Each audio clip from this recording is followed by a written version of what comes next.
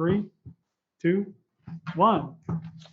Good evening. This is the Novato Unified School District Board of Trustees meetings of April 18th. It is 6 o'clock. We're starting early because we're going to do recognitions. The first thing I'd like to do is item 5A is Pledge of Allegiance, which all joins me in pledging. I pledge allegiance to the flag of the United States of America and to the republic for which it stands, one nation, under God, indivisible, with liberty and justice for all.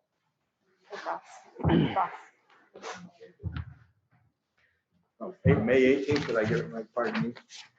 So what happened to April?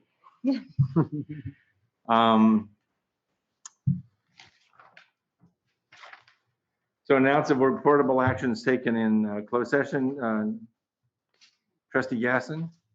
Sure. For item 3B, with respect to every item of business to be discussed in closed session pursuant to Government Code Section 54956.9, insurance claim number 592852, the board declined the claim. Item 3C, with respect to every item of business to be discussed in closed session pursuant to Government Code Section 54956.9, conference with legal counsel pending litigation, Coalition to Save San Marin versus Novato Unified School District, Marin County Superior Court case number CIV 1702295. The board gave direction. Thank you. Dun, dun, dun. Thank you. So the next item is the approval of the order of business for tonight. Item number 7, approval of the order of agenda. Do I have a motion from a board member? Trustee Butler, and a second by Trustee Nell. Yes. Yes. So all in favor of the order of business for this evening? 7 trustees in favor, none opposed. Okay. The next order of business, starting early, is we're going to recognize some great achievers in our school district. And to that end, I'm going to turn it over to Superintendent Koska to lead us through the process. Yeah, Thank you very much. thank you, President Miller. This is always one of my favorite meetings, our opportunity to recognize some students who've just done some incredibly inspiring things. They have made me inspired. I got a sneak peek of the video and it's pretty fantastic.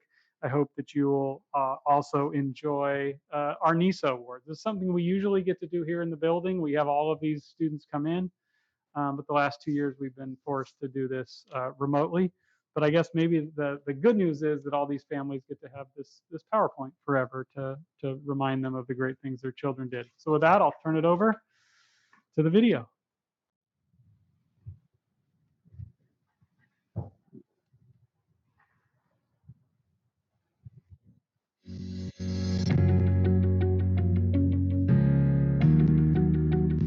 Tanaya Williams, the principal at Loma Verde, and it is my honor to introduce Samantha Danford. Samantha is the type of person who sparks joy in everyone she meets. Her positivity and smile are contagious. She's kind, courageous, and committed to not just her success, but the success of others around her. We are proud to honor her as a NISA Award recipient. In addition to Samantha, we also want to honor Michelle Monteroso Diaz. Michelle is a quiet and thoughtful person. She leads her peers by her positive example, and her resolve to face challenges with determination and strength is an inspiration to us all. We are very proud to announce Michelle as our second NISA Award recipient at Loma Verde. Congratulations. Good evening, Board of Trustees, Superintendent Koska, parents, and students of Novato Unified School District. I am the proud principal of Lew Sutton Elementary School and honored to introduce our 2 NISA Award winners this year, Dylan Hernandez Godoy and Adrian Barajas Lugo. Here are Mrs. Crevea and Mr. G to tell us more about these extraordinary students. Hello, my name is Kate Crevea, and my 5th grade student, Dylan Hernandez Godoy, is honest, cooperative, focused, and positive. Dylan displays these traits with such consistency and purpose that I am truly proud to recognize him this evening as one of our Lew Sutton 2021 NISA Award recipients. This is Mr. G, and I am very pleased to recognize my student Adrian Barajas Lugo as our 2021 NISA Award winner. Adrian is hardworking, resilient, a wonderful role model, and very goal-oriented. One thing that I really appreciate about Adrian is his positive attitude that he brings into the classroom every day. It not only helps him become a better worker and a better student, but it also is very infectious to the rest of our class, and it is an energy that we very much enjoy experiencing every day. Congratulations to all of our 2021 award recipients and our 5th grade students. My name is Melissa Diaz. I'm the proud principal of Linwood Elementary School. Tonight I have the opportunity to share with you 2 of our outstanding 5th graders. First, we have Catherine Zavala Rico. Catherine is an eager and effective collaborator and communicator. Catherine is also very kind and helpful to everyone. She demonstrates cultural competency by understanding and recognizing the feelings and problems of others. Catherine is a conscientious learner who does her best. She knows the importance of education and learning and strives to take advantage of all that is offered. Next, we have Brian Salinas Benavides. Brian is a critical thinker, continuously supporting his ideas with evidence and is persistent in finding solutions and does not give up. Brian embraces challenges and tackles them with a positive can-do attitude. Brian is very reflective and fair, and Brian supports and helps others with grace and ease. Congratulations to our 2 5th graders at Linwood Elementary School. Thank you. ELA Linwood, Thomas Cooper. Thomas is a conscientious learner. He asks questions and completes all assignments and tasks, and genuinely cares about his progress. Thomas has a good sense of what's right and wrong. He's not afraid to ask questions and speak his mind when he feels something's unfair. I am proud of the young man he is becoming.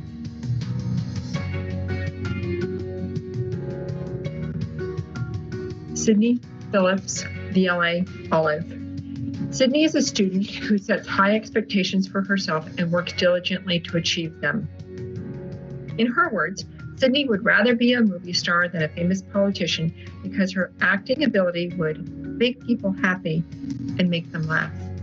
She believes that imagination is more important than knowledge, since we wouldn't have discovered the moon, new species of animals, or had theories about the dinosaurs without imagination.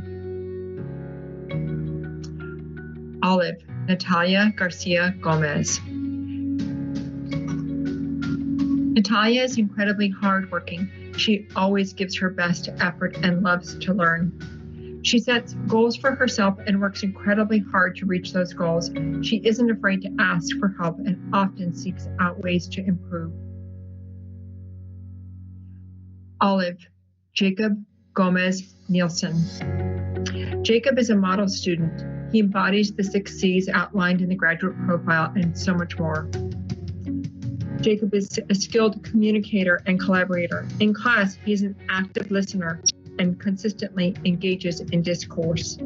Jacob creates films or videos for his YouTube channel and can regularly be found sketching for his art portfolio or playing sports with his friends. He is a charismatic personality, drive, and kind spirit are why Jacob is an inspirational student. Hello, my name is Dana Sedan and I'm the proud principal of Pleasant Valley Elementary. I would like to take this opportunity to thank Superintendent Chris Koska and the board trustees for this opportunity to recognize and celebrate this year's award winners. So for PV, we'd like to recognize Sophia Babler and Gavin Cook.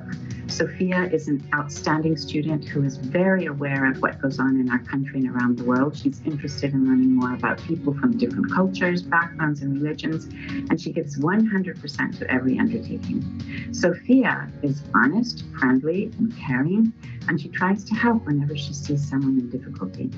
Sophia is also a deep listener, yet when she speaks, she offers profound ideas and asks probing questions. She engages with difficult subject matter and is willing to listen and learn. So congratulations to Sophia. Our next student is Gavin Cook. Gavin is a wonderful student and an amazing human being. He's caring, friendly, inclusive. Gavin is honest and can always be depended upon to do the right thing. He will stop everything he's doing to offer help to an adult or peer. Gavin brings effort, enthusiasm, and a positive attitude to everything he does. He's eager to learn, and his determined perseverance helps him in every endeavor. Gavin believes that everyone has something to offer. He is a true leader and sees the strength in others, offering kind words of encouragement, and he respects their ideas and opinions, and students feel welcomed and cared for by him. So congratulations to Gavin Cook and Sophia Bagler for being TV's award winners this year. It's an honor to nominate Zach Fisher for the Novato Inspirational Student Award. He exemplifies the 6 C's of the graduate profile. He demonstrates exceptional character, being kind and respectful to everyone. He is a conscientious learner and seeks out information when he doesn't understand something. Zach demonstrates cultural competency as he makes connections, thinks outside his immediate bubble, and looks at the world with a bigger lens, taking into consideration other people's perspectives. He leads by example and is an inspiration to his peers and his teachers. Congratulations to Natalie on receiving the Novato Inspirational Student Award. Natalie is a conscientious learner as she often asks for extensions and challenges in class. She is a collaborator and a quiet leader. She often helps her friends with math, and due to the trusting relationships she's built with her classmates, on her own initiative, she started Zoom tutorial sessions to provide math help to her peers. Her excellent communication skills were evident as she patiently supported her friends. Natalie is a role model and an inspiration to others. Good evening, Novato community. My name is Amanda Langford, and I'm the principal of San Ramon Elementary School. I'm excited to introduce to you tonight our NISA award winners. We have 2 fantastic students from San Ramon Elementary School that we are very proud of for receiving this award. First of all, we have Isabella Gutier. She is an incredibly kind student and positive always. You will find a smile on her face any time of the day. She is perseverant, she is collaborative, and she cares about other students and works well together. She has always maintained a positive attitude when working with a student group. She works on sharing her opinions and ideas, but is always willing to listen to others as well. She's a pleasure to work with, and we look forward to all of the things she succeeds as she moves to middle school.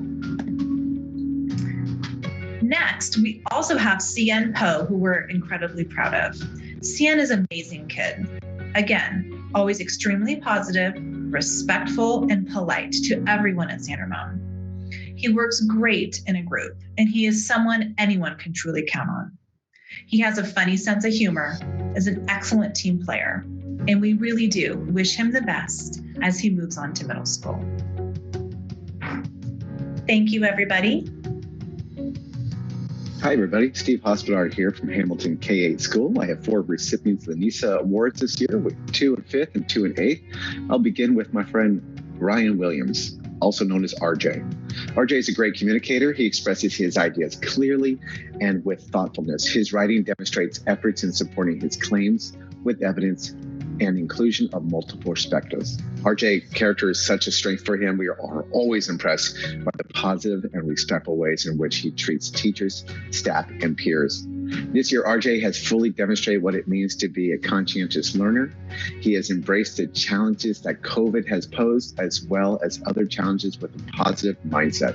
And finally, RJ is a true collaborator. He works to help others understand and achieve their academic and personal goals. Nice job, RJ. Our next recipient is Mirza Amaya Chan. Mirza has impeccable character. It is obvious that she possesses strong values through her thoughts, words, and actions. Mirza exemplifies critical thinking across all content areas in different school settings. She uses multiple ways of solving problems, especially in math, where she really shines. Her time management is outstanding, and she never has late or missing assignments. And finally, Mirza is addressing culture competency in personal ways, which are beyond what would be expected of a student in 5th grade. Our 8th grade recipient is Tanaya Williams. Tanaya is actively involved in all sports and community events at Hamilton School. Tanaya is a quiet leader, leading by exceptional example and action. Tanaya is truly a collaborator. She is a flexible thinker and is able to work effectively and with any of her peers. Tanaya is the most trustworthy and dependable human being on the planet. And finally, we have an 8th grade Brandon Oriana Gomez. Brandon is a self-reflective and always on the path to growth. He is truly a conscientious thinker. Brandon takes risks and is not afraid to make mistakes. He makes bold moves and learns from his experiences. Brandon has a positive mindset and approaches things with a growth perspective. Brandon is the embodiment of an effective communicator. Nice job to all of our NISA award recipients for the 2021 school year. Good evening. My name is Debbie Richardson, and I am the principal of San Jose Middle School. Tonight, I am happy to present the awards for the most inspirational students during this challenging year. The first student is Disha Devakar. Parents and students from SJMS and VLA might have noticed the daily affirmations and encouraging quotes that appear every day in the announcements. This is part of a project conceived and executed by Disha. The other part of the project was gathering useful information about mental health and providing it to all teachers. Disha is an excellent student who is a generous and kind contributor in small groups and in whole class activities. She sets a bar of excellence in all her work and routinely goes above expectations. We believe that Disha Devakar is a student to watch. Our second student is Eddie Diaz. His teachers had so much to say about him, I could have filled up 2 more slides. Eddie's delightful and kind personality make him a pleasure to have in any classroom. Additionally, he has a mind that makes connections. He loves learning and often goes deeper than is required.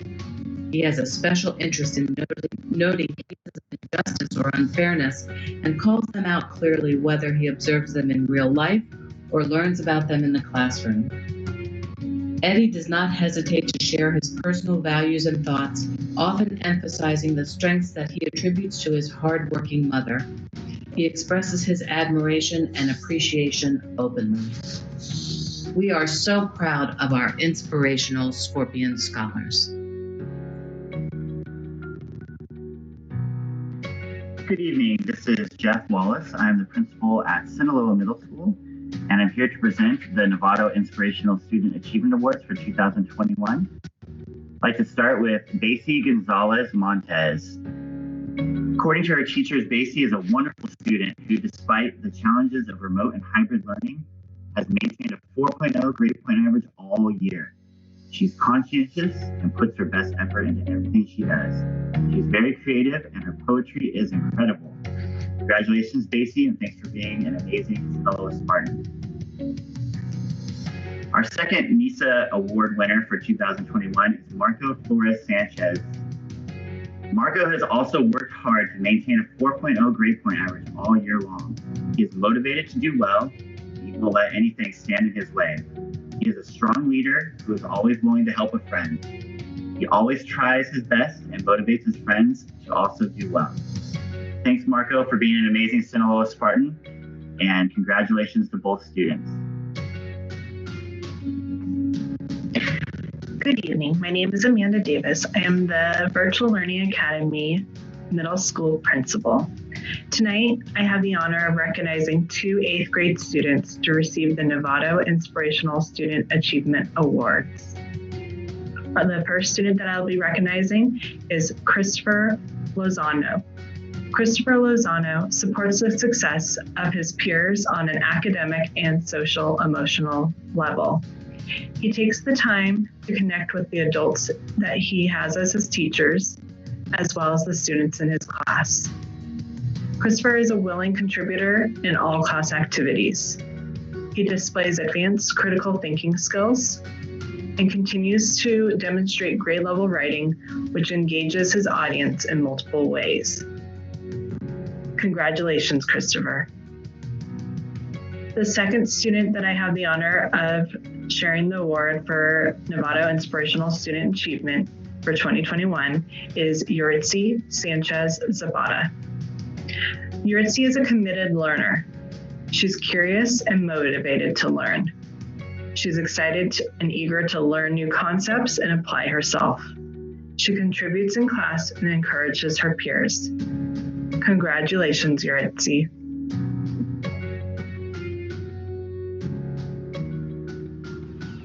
Okay. The great thing I believe about Karan is he knows who he is, he knows where he's been, and he knows where he's going. He has a plan in place, he's got a great head on his shoulders, and I have no doubt that he will be successful in college and beyond.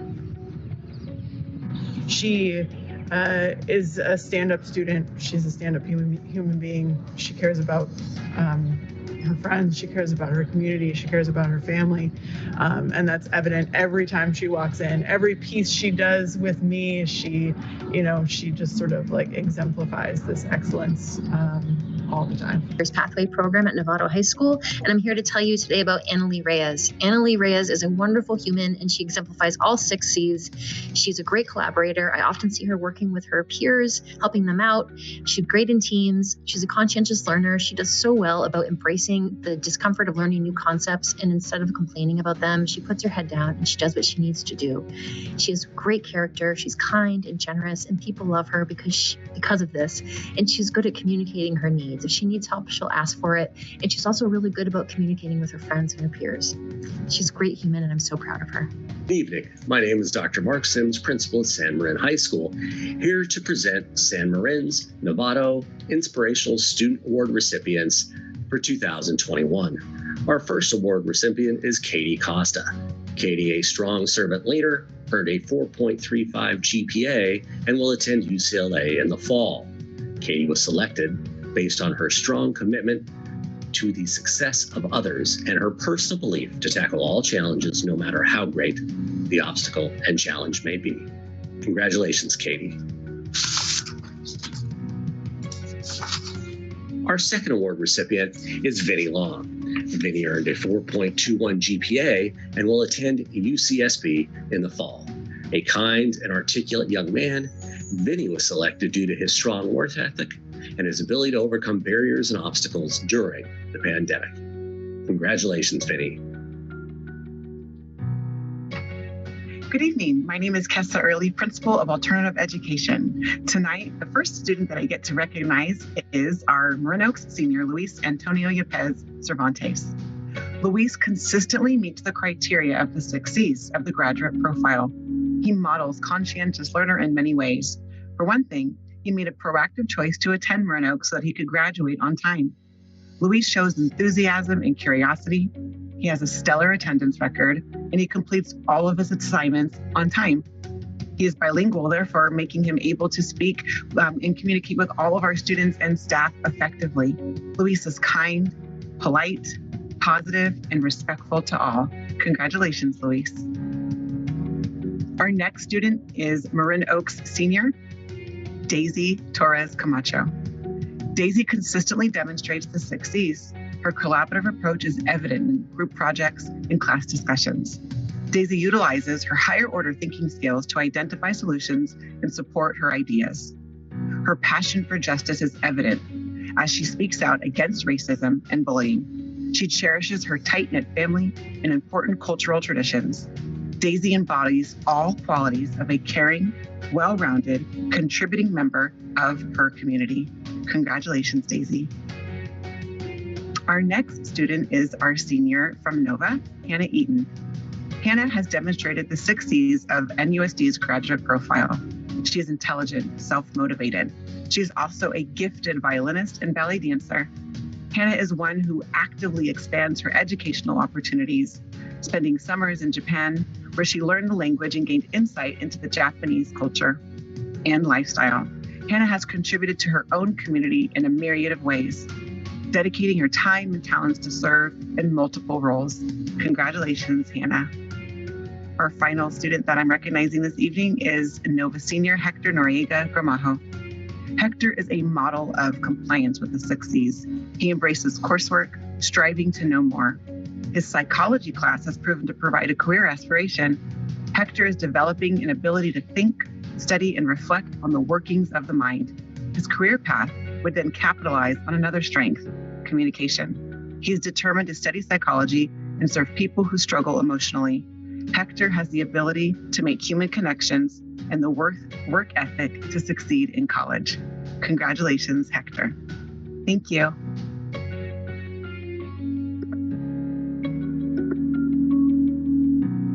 My name is Pat Eklund, and I'm the mayor of Novato this year, and I'm really excited to join the Novato Unified School District and our Chamber of Commerce as part of this year's Novato Inspirational Student Award Program. On behalf of the City of Novato and the entire community of Novato, we're really impressed with this year's honorees. You exemplified resilience and excellence, and especially during this historic and unique school year. You have overcome so many unique obstacles. You are the future of our community, and we look forward to your continued success and will help you in any of your endeavors. Thank you for your hard work. Most of all, thank you for your dedication. You inspire us all. Coy Smith, CEO of the Novato Chamber here. The Novato Chamber and our board of directors are thrilled with all of the NISA award recipients this year from the school district. So well deserved and well earned. We are so proud and happy to partner with the school district on this wonderful program that awards and recognizes students for their excellent achievements at school. So congratulations to all of you. I know you all have a bright future ahead of you.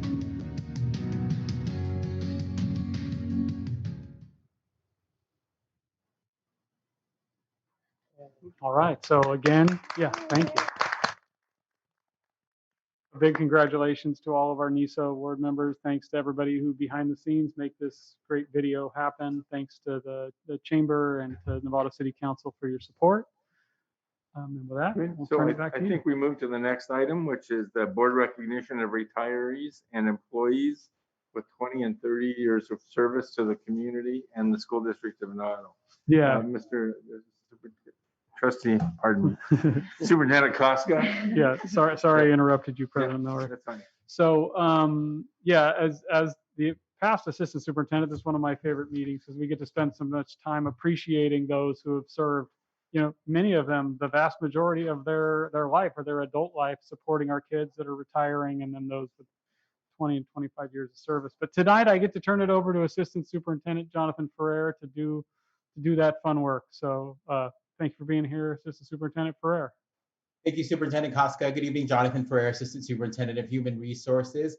It is with great pleasure that I share and celebrate with you this evening those employees of the district who are retiring, those employees who have completed 20 years of service with the district, and those employees who have completed 25 years of service to the district. This year, we have 41 retirees who collectively have provided over 900 years of service to the district. We thank all of our retirees and wish them a successful transition in retirement. We also recognize this evening those employees who have provided 20 years of service to the district. We have 25 this year, each of whom will receive a token of our appreciation. And lastly, we recognize this evening those employees who have provided 25 years of service to the district. We have 13 this year, each of whom will also receive a token of appreciation. Let us go ahead and begin our recognition.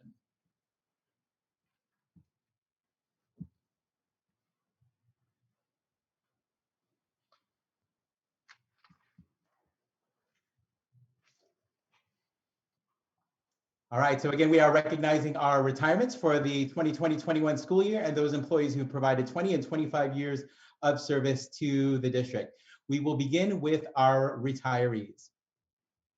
Miss Marian Hickman, teacher at Hamilton, is being recognized for 53 years of service to the district. Congratulations, Marian. Joanne Golden, Dean of Students at Sinaloa Middle School, 47 years of service and to the district in her retirement. Thanks, Joanne. Francine Rosoff, teacher at Olive Elementary, 35 years of service to the district. Congratulations, Francine, on your retirement. 35 years, wow. Gail Petrocelli, teacher, Loma Verde Elementary School, 35 years of service to the district. Congratulations, Gail, on your retirement. Stephanie Ortega Kennison, teacher at Pleasant Valley, has provided 34 years of retirement service to the district. Greta Golden, teacher, San Ramon Elementary School, also 34 years of service to the district. Congratulations, Greta, on your retirement. Shirley Rodriguez, office manager, Lou Sutton, 33 years. Denise Tamburi, custodian over at San Ramon, 33 years. Gary Gingras, custodian over at Linwood, 32 years. Congratulations, Gary. David Weaver, teacher at Lou Sutton, 31 years. George Bosquet, teacher, Sinaloa Middle School, 31 years. Congratulations, George. With 31 years, Elizabeth Dunleavy, teacher at Sinaloa Middle School. Congratulations, Elizabeth. Rini Bracken, accounting technician 3 in our business and operations department, 29 years. Congratulations, Rini. Ellen Backer, paraeducator, Sinaloa Middle School with 28 years. Tamsin Wiley, elementary playground supervisor at Hamilton K-8, 28 years. Congratulations, Tamsin. Dana Cerubi, benefits and payroll technician, 27 years out of the human resources department. Congratulations, Dana. John Ferber, technology support technician 3 out of information technology, 24 years. Congratulations, John. With 22 years, Francine Cunny, college and career specialist over at Marin Oaks. Congratulations, Francine. With 21 years, David Goodwin, crafts worker 2 out of our maintenance and operations team. Congratulations, David, on your retirement. Teresa Dick, teacher over at San Ramon Elementary, 21 years. Bruce Ferrigno, also 21 years, teacher at Novato High School. Donna Hoffeditz, library media specialist over at Linwood Elementary with 21 years. Congratulations, Donna. Craig Luby, student data systems specialist out of information and technology, 21 years. Congratulations, Craig. Ricarda Eggert, teacher, Novato High School with 20 years. Bazile Moonstein, custodian at San Ramon, 20 years. Congratulations, Bazile. Deborah Matson, teacher over at Linwood Elementary, 19 years. Marty Shear, teacher at Novato High School, also with 19 years. Congratulations, Marty. With 18 years, Elizabeth Betsy Essery, system analyst out of information technology. Congratulations, Betsy. With 16 years, Susan Wright, paraeducator, San Marin High School. Congratulations, Susan. Cynthia Cannon, executive assistant from Human Resources with 15 years. Barbara Roddy, library media specialist at San Ramon Elementary with 15 years. Also with 15 years, Cindy Hammett, campus supervisor at Sinaloa Middle School. With 14 years, Diane Elsmore, teacher, San Ramon Elementary. And Dean Wiltz, fan site assistant over at Novato High School with 14 years. With 12 years, Delia Bradley, fan site assistant over at Olive Elementary. Congratulations, Delia. With 8 years, our principal at Olive Elementary, Elizabeth Sesmith Olinick. Congratulations, Elizabeth. With 8 years, our principal at Pleasant Valley, Dana Sedan. Congratulations, Dana.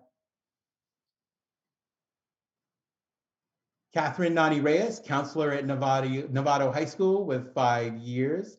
Congratulations, Nani. Marlene Barry Beach, 4 years, paraeducators, Novato High School. Rosemary Borrego, registrar, Novato High School with 4 years. Congratulations, Rosemary. With 3 years, Debbie Richardson, principal, San Jose Middle School. Congratulations, Debbie. So congratulations to all of our retirees from the Novato Unified School District. Again, these represent over 900 years of service to the district. So congratulations to our retirees. We'll go ahead and transition to our recognitions for those employees who have reached 20 years of service to the district. Fiscal Specialist at Hamilton, Elizabeth Feingold. Bazil Moonstein, Custodian, San Ramon, who's also retiring with us. Office Manager at Sinaloa Middle School, Mary O'Keefe. Teresa Vance, Technology Support out of our Information Technology Department. Louise Golan, Teacher at Sinaloa. Valerie Merritt, Teacher at Olive. Custodian at San Jose Middle School, Niket Estime. Teacher, San Jose Middle School, James Chester. And Jean Johnston, Teacher over at Lou Sutton. Amy Allen, Teacher at Sinaloa Middle School. Andrea Rattenberry, Teacher at San Ramon. Douglas Addis, Teacher at Novato High School. Teacher over at Hamilton, Stacy Beltran. And San Marin High School Teacher, Ryan Berberian. And Jason Eckel, Teacher at Sinaloa. Cynthia Griggs is a teacher over at Lou Sutton. And at Novato High School, Teacher Susan Lehman. At San Marin High School, Teacher Raina Lowry. At Pleasant Valley, Teacher Kristen Broadwater Davis. Virginia Menzel, Community Liaison at Loma Verde Elementary. Elaine Chu, Campus Supervisor at Sinaloa Middle School. Library Media Specialist over at Olive, Carolyn Morrow. Patricia Pingatore, Counseling Technician at San Jose Middle School. And Emma Donovan, Teacher over at Olive. And lastly, Elise McDaniel, out of our teacher who is at Ready, Set, Grow. Again, congratulations to all of our employees who have reached 20 years of service to the district. We will be sending all of those employees a token of our appreciation. We'll now transition to those employees who we are recognizing and celebrating for 25 years of service to the district. Deborah Robles, Teacher, Rancho Elementary. William Smith, Teacher at Olive. Sean Cannon, Teacher, Olive Elementary. Lisa Heslip, Teacher at Pleasant Valley. Teacher also at Pleasant Valley, Elizabeth Arnold. Teacher out of our Curriculum Instruction Ed Services, Lisa Nyquist. Lisa Raymond, Teacher at San Ramon Elementary. Melanie Gutierrez, Teacher over at Linwood Elementary. Laura Kilgariff, Teacher at Lou Sutton. Nancy Overson, Teacher at Novato High School. And a teacher at San Jose Middle School, Deborah Mitchell. Bernadette Gomes, bus driver out of our Transportation Department. Jennifer Carlomano, teacher at San Marin High School. And congratulations to all of our employees who have reached 25 years of service to the Novato Unified School District. So congratulations again to all of our retirees, all of our employees who have reached 20 years of service, and all of our employees who have reached 25 years of service. On behalf of the Novato Unified School District, congratulations and thank you for your service to the district. Thank you. So this is always a little clumsy because we're doing it by Zoom. It's great to, when they are in the room, we can actually shake hands and congratulate people. And I hope we all find time to find a teacher that we can personally address and thank them for the years of service, for the making this is such a great system and such a great service to the families and kids in Novato. So with that, if there are any other comments on this item, we'll move to the next item. The next item is item 9, student presentation. Superintendent Koska, Air Force ROTC Reserve. You want to carry this for us? Yeah, so I'm going to go ahead and kick off this great video that's been provided to us by the AFJROTC. Want to just put out a very special thank you to Sergeant Munch, who has really carried this program through the last several years in spite of not having the partner teacher that he was supposed to have, pushing through COVID for the last 2 years, in a program that's really designed to be out there and in person and in contact with our community. Sarge has done a fantastic job of making that happen. And I'm so proud of the kids that have stuck with the program through thick and thin, to continue to learn and grow as leaders through the AFJROTC program. So with that, I'm going to turn it over to the video.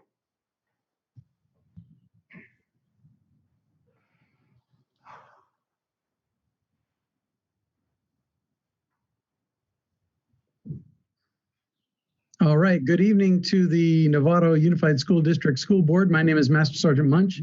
I'm the Air Force Junior RTC instructor for Novato High School. And this is our presentation. I want to introduce my two students, Samantha Diaz and Addison Parmenter. Addison was Corps Commander first half of the year, and Samantha is the Corps Commander for the second half of the year. I chose this phrase here about our challenging year by Bob Marley. You never know how strong you are until being strong is your only choice. And that's something I think a lot of our students have learned as they've gone through learning how to be resilient through the school year. So we're going to give you just a brief overview of what this year's been like for us. I'm going to start off with the first slide, our curriculum. As you can see, ROTC curriculum covers a lot of things.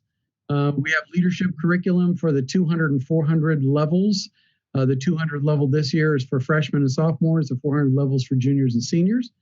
And then aerospace science, science of flight for the lower classmen and survival for the upperclassmen. I also incorporated, as you can see in this bottom right-hand corner, the relaxation and stress reduction workbook. This is a workbook that I got from Amber Yang here at the on campus. She's our in charge of the wellness on campus, the East Wing.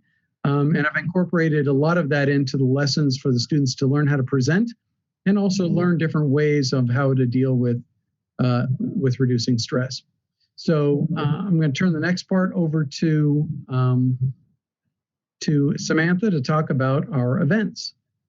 Okay, I'm Sammy. So for this year, we did a virtual trivia night. We did a Kahoot where the top 3 winners received gift cards. We also did a flashlight tag, which was socially distanced and masked at Pioneer Park. We have done an awards night in 2020. Cadets received more than 25 awards and more than $7,500 in scholarships. This year, we will be live at Miwok Park, complying with COVID restrictions. We've also did a Baton Deaf March Memorial hike. 7 cadets hiked between 5 to 14 miles around Spring Lake in Santa Rosa to honor those who lost their lives in the Baton Deaf March in World War II. Promotion ceremonies, we did 3 ceremonies this year, promoting cadets who participated in class and events as much as possible. And then I'll hand it over to Addison. All right.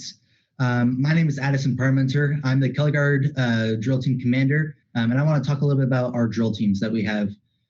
We have 2 active drill teams. We have our Color Guard drill team and our armed drill team. For Color Guard, our Color Guard performs at drill competitions, community and school events, and more. But with COVID-19, our Color Guard practices and performances have been limited. In the upcoming 2 weeks and just finishing out this month, we have 2 more drill Color Guard performances scheduled. We are going to be having a Color Guard for our awards night coming up and also for a Memorial Day community event hosted by a couple of veterans organizations.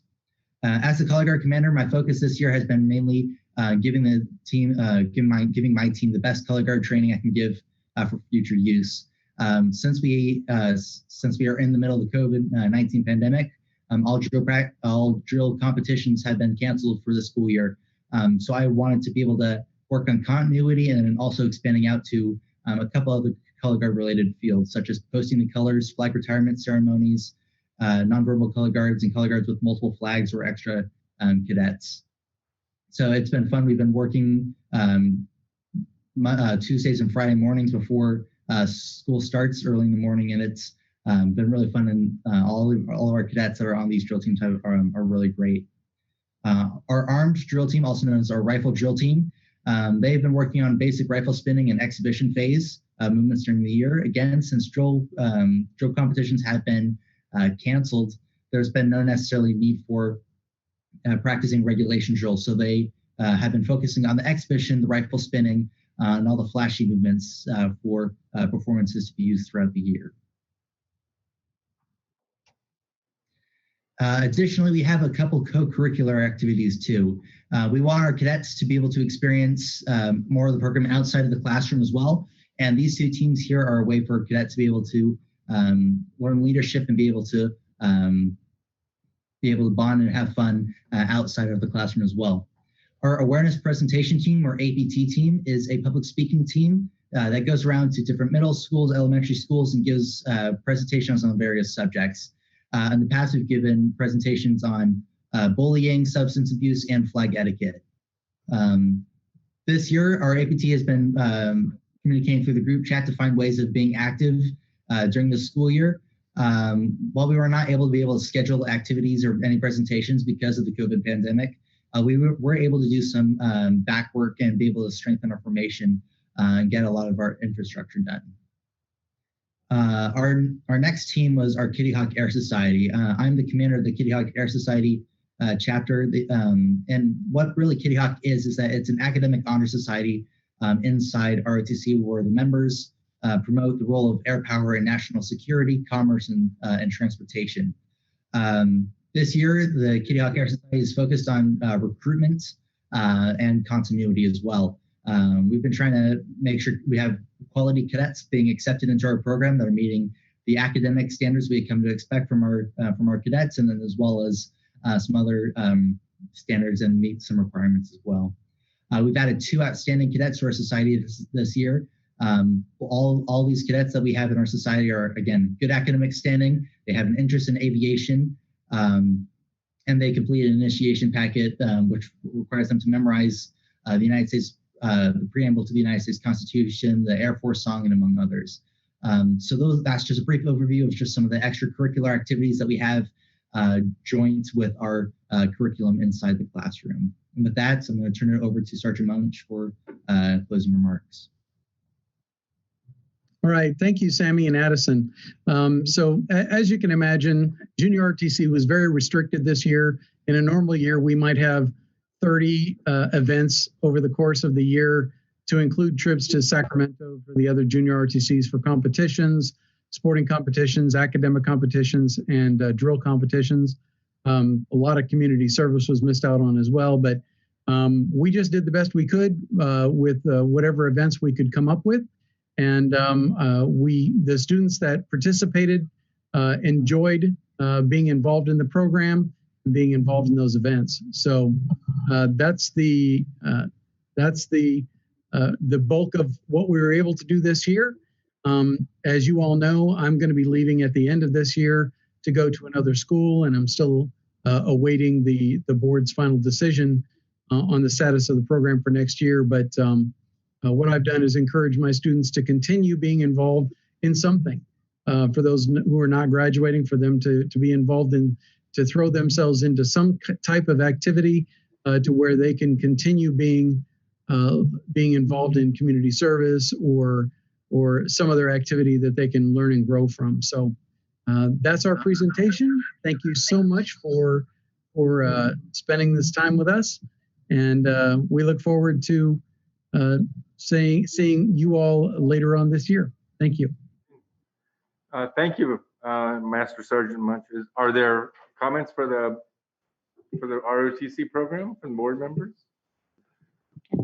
Marin?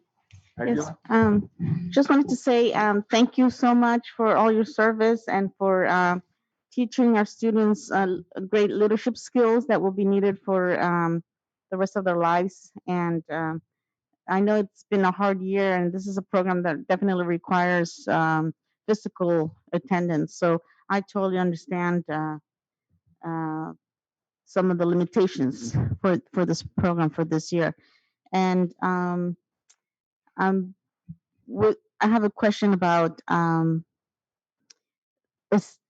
another instructor. Was the status of another instructor? Was there to talk about that? So, Or is that something we can talk about later in this yeah, no, human? we're going to be bringing an item to the board on our next agenda to talk about the future of the AFJROTC program. So that'll be at our next meeting on June 8th. Okay. I believe there was interest in the position will be open for continuation. Yeah, we're continue to advertise the position. Thank you. Okay, any other comments? If not, we're going to move forward. If I could add just one thing before we wrap up, and this is for Sergeant Munch. I just, I appreciate how you began this presentation to us. It has been a series of challenging years for the AFJROTC program through COVID, and I just wanted to personally acknowledge your leadership through that time, your continued hard work and commitment to your students during that time, and just let you know how much I appreciate all that you have done and all that your students have done through your work. So thank you, Sergeant Munch. Okay, Thank you, sir. I appreciate that. Yeah, one sentence for me, Sergeant Munch.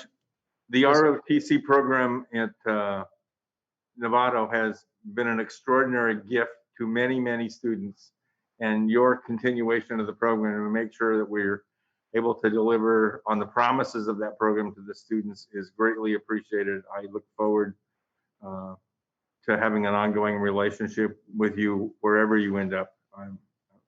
Thank you. Well, thank you, sir. Okay.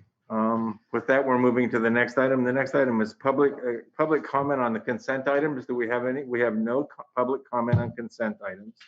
Before we move to the consent item approval, I have two comments that I would like to read into the record. The first is this is donations to the district that are on the consent agenda. I'd like to acknowledge the donors publicly. So thank you to the Gable Heartbeats. Thank you to Gable Heartbeats for the donation of a cardiac science heartbeat G5 portable AED, which the Novato High School athletic trainer will keep with him at all times during games and practices for emergency response due to cardiac arrest. This donation is valued at almost $1,700. Thank you for the Gable Heartbeats. And the second item is Yakult has again donated food and nutritional services, a full supply of probiotic Yakult beverages. Fans will add these to our student grab and go meal kits. They are also available for staff. Thank you, Yakult. With those recognitions, is there any items we're going to move for approval of the consent agenda? Anybody have any item to pull? Hearing none, I'll take a motion for the consent. Aguilar, move, and a second by Trustee Mack, second by Trustee Mack. All in favor? 7 in favor, none opposed. The next item is announcements by board, superintendent, and student board members. We're going to go in a little bit different order. Diane Gasson's going to lead, and then I'll follow, and then we'll go around the board. Okay, so prior to the announcements, I'd like to make a statement. As a representative of the Ad Hoc Advisory Committee, I'd like the community to know, specifically as questions or concerns may arise related to a comment made by President Millerick in a meeting on April 27th, neither the board nor staff will be responding or answering questions until the committee has had an opportunity to discuss the external investigation report. Further, due to Brown Act laws, trustees, with the exception of President Millerick, will not be able to provide comment or statements related to this matter as it has not been agendized for this evening. We thank you for your understanding. Okay, and my comment is Superintendent Koska, Assistant Superintendent Farrar, and myself met on April 27th to discuss the need for educational and safe athletic programs in Novato. I shared an incident from a historic 1998 basketball game where racial epithets using the entire N-word were voiced by our San Marin students. In quoting these comments, I used what was spoken by the students, not the usage of the quote N-word. This was wrong choice by me. As I did on April 27th, I again offer my apology to Superintendent Koska, Assistant Superintendent Ferrer, who's on the call, and now to the Novato community. As a further step, the Novato NUSD board and superintendent will participate in culture sensitivity training at a June 5th meeting. So we have comments from trustees. Trustee Aguilar, we're now back on normal process. Okay. Yes, wanted to make an announcement regarding the Golden Bell Committee will have the celebration on this month on the 20th. So that's just on this Thursday.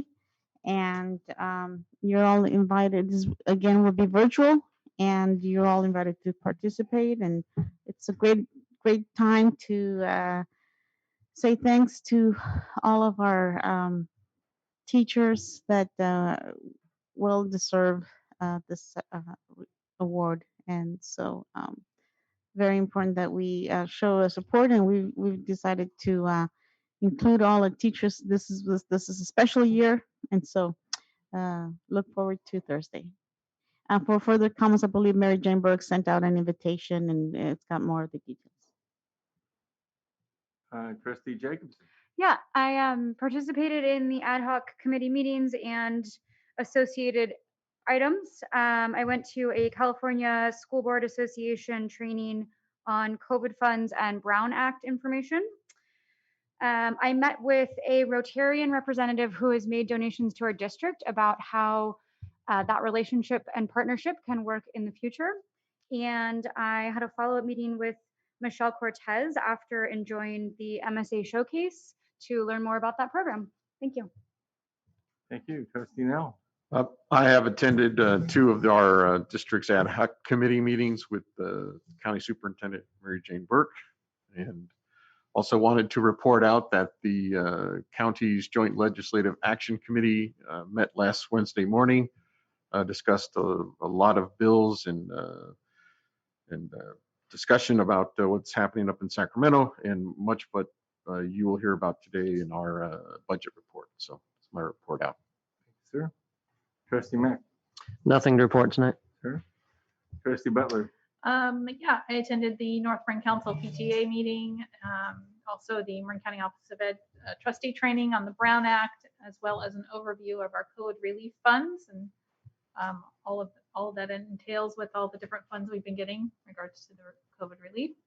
And then a town hall that MCOE hosted with the public health, which was more for parents and regarding student vaccinations. Efficiency and Effectiveness Committee and the JLAC Committee as well. Those are both on the same day. And something exciting, I was able to see the Lou Sutton Virtual Art Show, which was a lot of fun. It's nicely done. Normally that's part of, I think, of your open house. Is that correct? Yeah. And so this is just another way of bringing that to the parents in the community. Also, the special ed parent night was last week. Unfortunately, there was not a lot of attendance, and I know a lot of parents really want those meetings to happen. We need some attendance, though. I mean, the majority of those people on the Zoom was staff.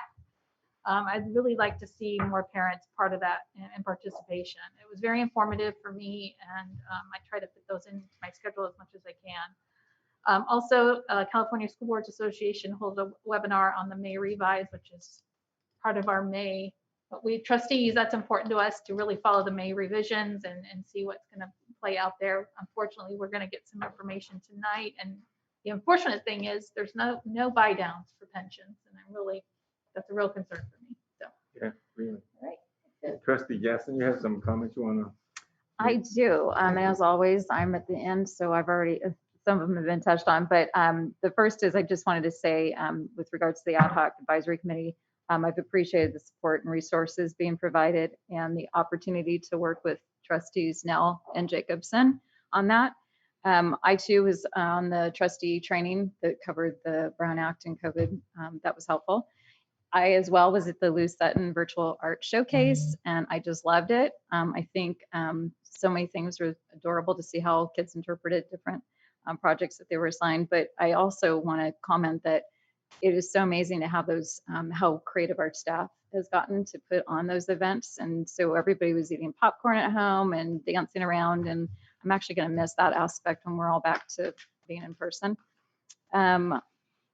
Same thing, I attended the special ed of parent night and would like to extend appreciation to Sam Drazen of Changing Perspectives in partnership with Dedication to Special Education, who presented to our SPED families. Sam is working with MCOE on authentic inclusion practices, which means educating all students about disabilities and disability awareness, which is different than disability advocacy. I thought that was a good distinction that he had made. And I also valued how the idea is to self-identify how to help teach and support our kids, how to do that. I also wanted to extend an appreciation for our district office, their work in collaboration with the Marin County Math Leadership Team in putting together a math pathway for students to engage in 8th grade math concepts in 7th grade, which is needed to transition into Algebra 1 as an 8th grader. An information session is being presented tomorrow, so please be sure to check with the schools that your student is attending if they are 6th graders. The links are available. Hamilton's is at 5 p.m., Sinaloa is at 6, and San Jose's is at 7 p.m. tomorrow. Also excited that our kids 12 to 15 are being vaccinated now. My daughter, one of them is going tomorrow and the other is going Saturday at a clinic that I'm actually going to work at that's coordinated through MCOE and Marin County Public Health. It's at Miller Creek. So I'm very excited for that. And I also would like to say thank you to our staff at Staff Appreciation Week and all the work that they've done this past year. So the next we'll go to the student trustees and the Superintendent Casca. So Eva, you want to go first? Sure, yeah, I can go first. Hi. Hi. So there has been not a whole lot happening in Novato, but still some exciting things. We had senior movie night and it was a big success. We showed our senior slideshow before showing the movie, and it was really great to be able to get our class together for a small event. And that actually went so well that we planned another one for June 1st. And it's going to be for the whole school rather than just the senior class. And we are planning on showing The Sandlot. And then as seniors, we're also planning a senior event with food and games, and it's going to be a semi-formal event that we are using our prom funds for. This week we have AP testing. A lot of students are taking all sorts of different tests, and we have Galileo testing next week. And then Friends of NHS 2021 had students sign up for Surprise a Senior, and pickup for those gifts is on Friday. Yeah, and that's all I got. Good, thank you very much. Elizabeth? Hi, everyone. Hi. Back. All right, so to start off, we have a lot of stuff going on for our senior class. Very excited to hear that. But on May 24th, we are holding a senior awards night for San Marin High School. It's going to be outdoors and it will be on the football field. Additionally, ASB is holding a senior dinner event on June 5th in the quad to celebrate our class's high school careers as it comes to a close finally. It's required prior to attendance that proof of vaccination is provided, or else a rapid test will have to be administered to those who have not yet received the shot. We're also going to be providing food trucks and which will be serving small plates, and this whole event will be overseen by staff volunteers to make sure that it is done safely and I'd say safely and successfully. So also tomorrow, Wednesday, May 19th, we have the Xamarin Softball team, which will be hosting their senior night against Redwood High School. This will be at 6:30 p.m. All are welcome to come and cheer on the team at our home field. And the music concert and senior recognition night for seniors will be taken on May 20th. So go support the music program if you're welcome to. And graduation will be held on June 11th at 5 p.m. It will be held outdoors in the football field as usual. And we're looking forward to celebrating our graduates all responsibly and safely. So thank you. Thank you very much. And Jada, are you here with us? She's here. Yep. I just hard for me to see the screen. Thanks. We are excited for graduation. Hill is having a drive-through graduation ceremony again, and each graduate will receive a recording of the entire graduation ceremony. We even get the red carpet treatment. We're there is an actual red carpet for us to walk out to on the stage. Today we had our first in-person assembly with a panel of speakers, 3 Black men who work in the Marin County. You went on mute, Jada. Your microphone went mute.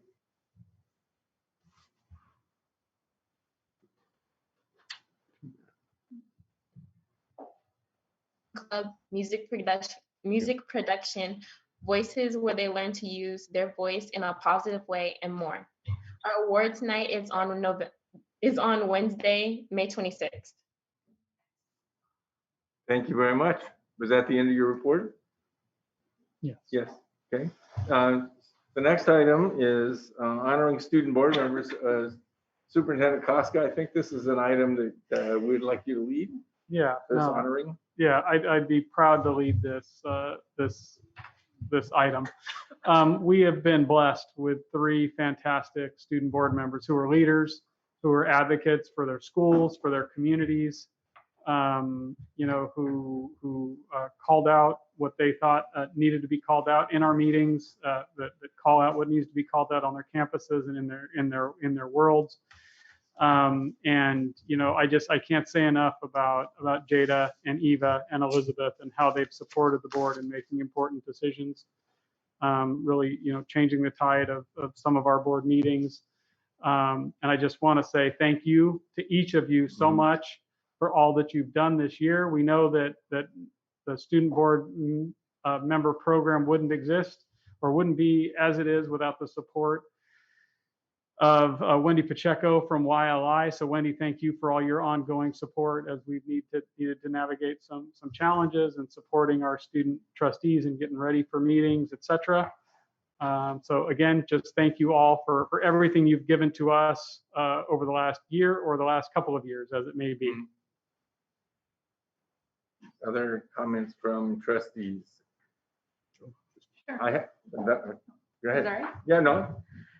Just to the 3 of you, thank you very much for your service on the board, and a couple of Eva and Elizabeth have done in the last few years, or 2 years at least.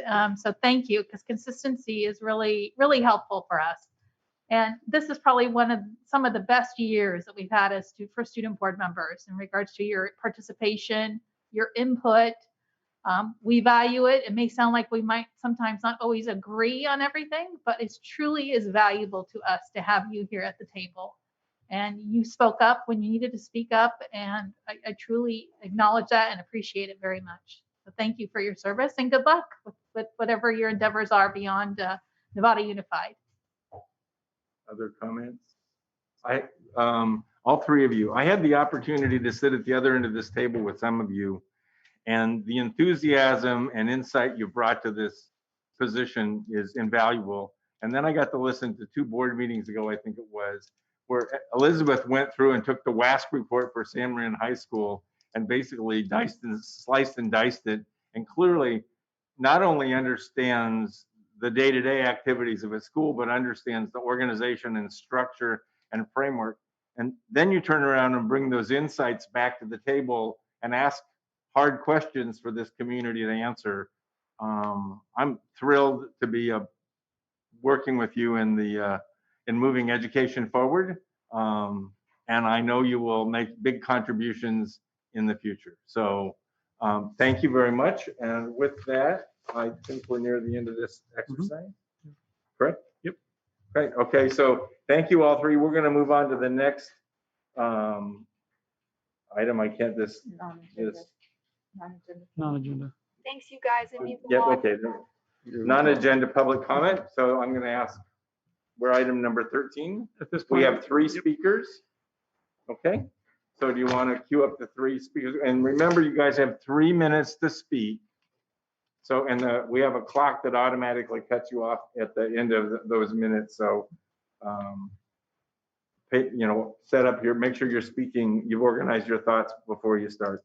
Thank you. We're waiting for the first speaker.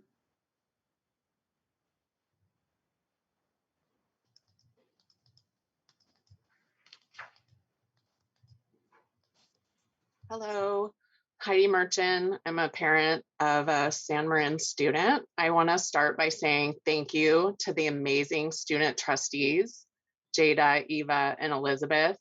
Your courage, dedication, determination are inspirational. And I can't wait to see what you get up to as you move on from high school.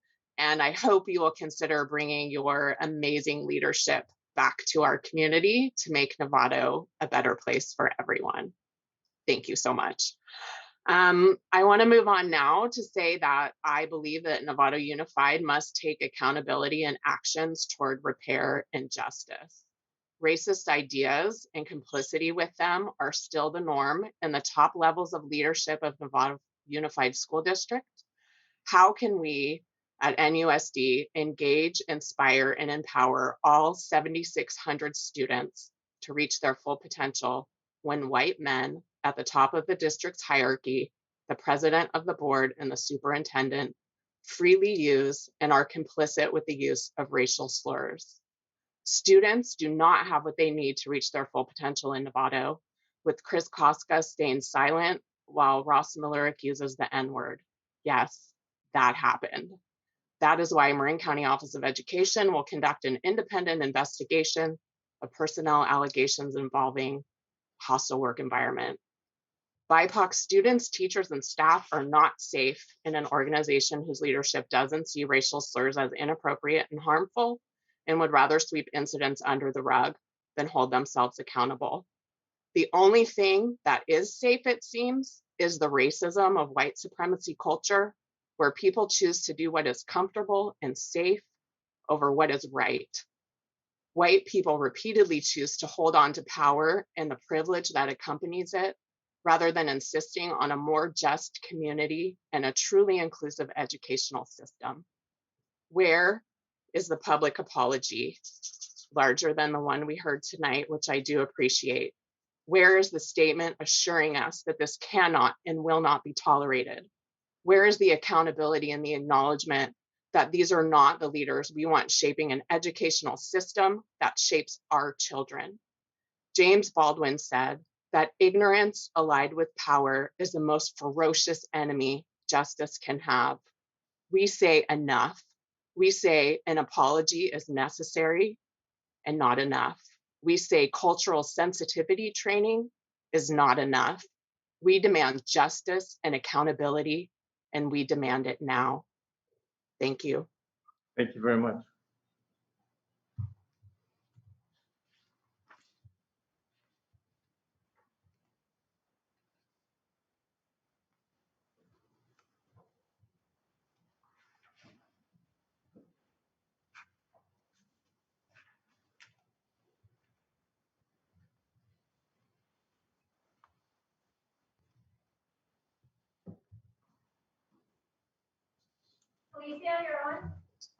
Thank you so much. I want to thank you all for your service, and special thank you to the amazing student trustees. I want to recognize in particular your great work in adopting an anti-racist education resolution this year, and to urge you to implement this in your approach to campus safety. I urge you to listen to the students of color who have bravely shared that SROs in schools are traumatizing. Despite any good intentions that SROs or police officers may have, police have a history in this country that has made people of color afraid and distrustful of them. I urge you to think about how we can earn back their trust, and to consider that the data that we have seen in our own county in Marin shows that students of color are disproportionately targeted by SROs. I really appreciate that the work you've done so far, and urge you strongly to invest in counselors, not cops, for students. Thank you so much. Thank you very much.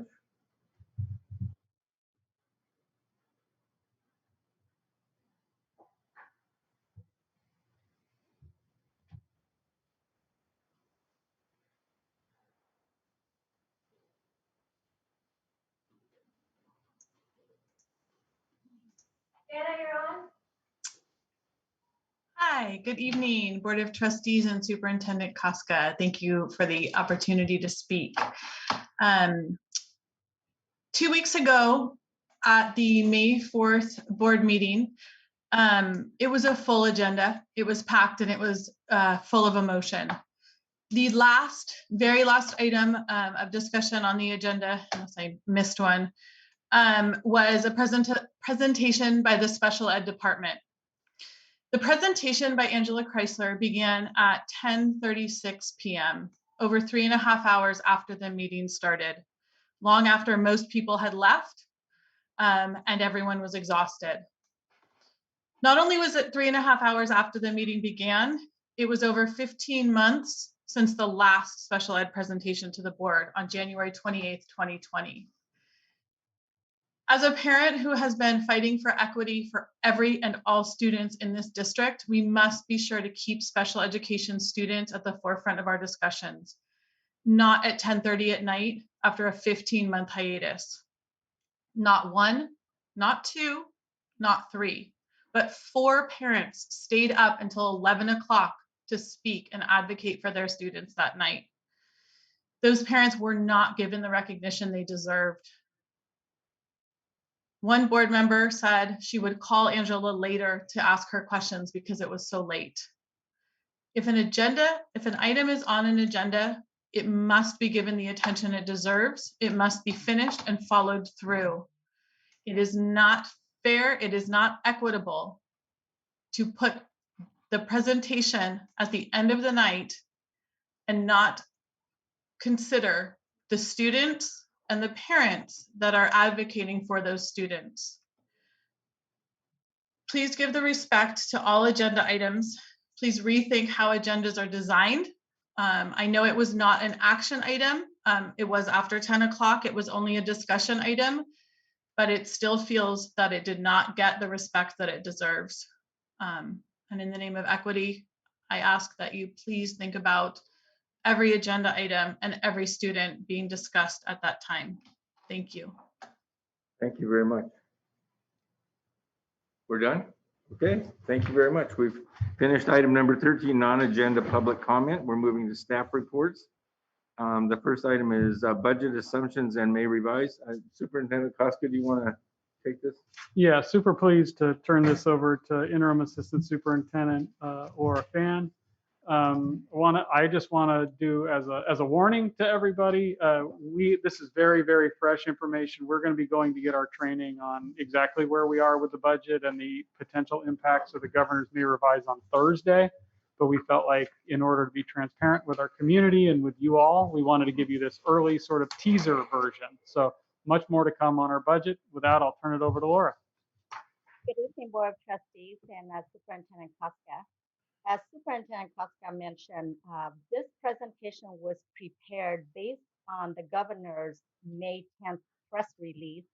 So not again prepared before the governor actually released his May revise. We will be attending training workshop on this Thursday morning, which will provide more information, and we will provide updates to the board and the community in the days ahead. Give me one moment. Sorry. Oops. Sorry about that.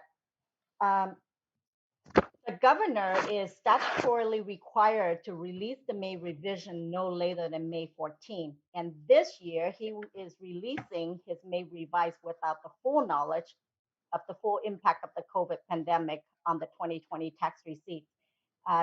If you remember, our tax filing deadline was extended from April 15th to May 17th. So the governor is basing his May revise on the revenues that have been collected so far and the projections of what's more to come. 1 year ago, on May 7, 2020, Governor Newsom announced a projected $54 billion shortfall. Well, we're fast forward 1 year to May 10th, and the governor announced a $100 billion California comeback plan.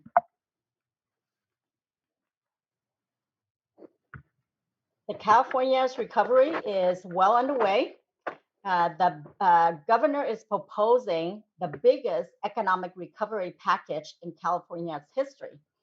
He is proposing to triple the Golden State stimulus, including additional direct payments to middle-class families with income less than $75,000, and the largest renters assistance package in any state in America.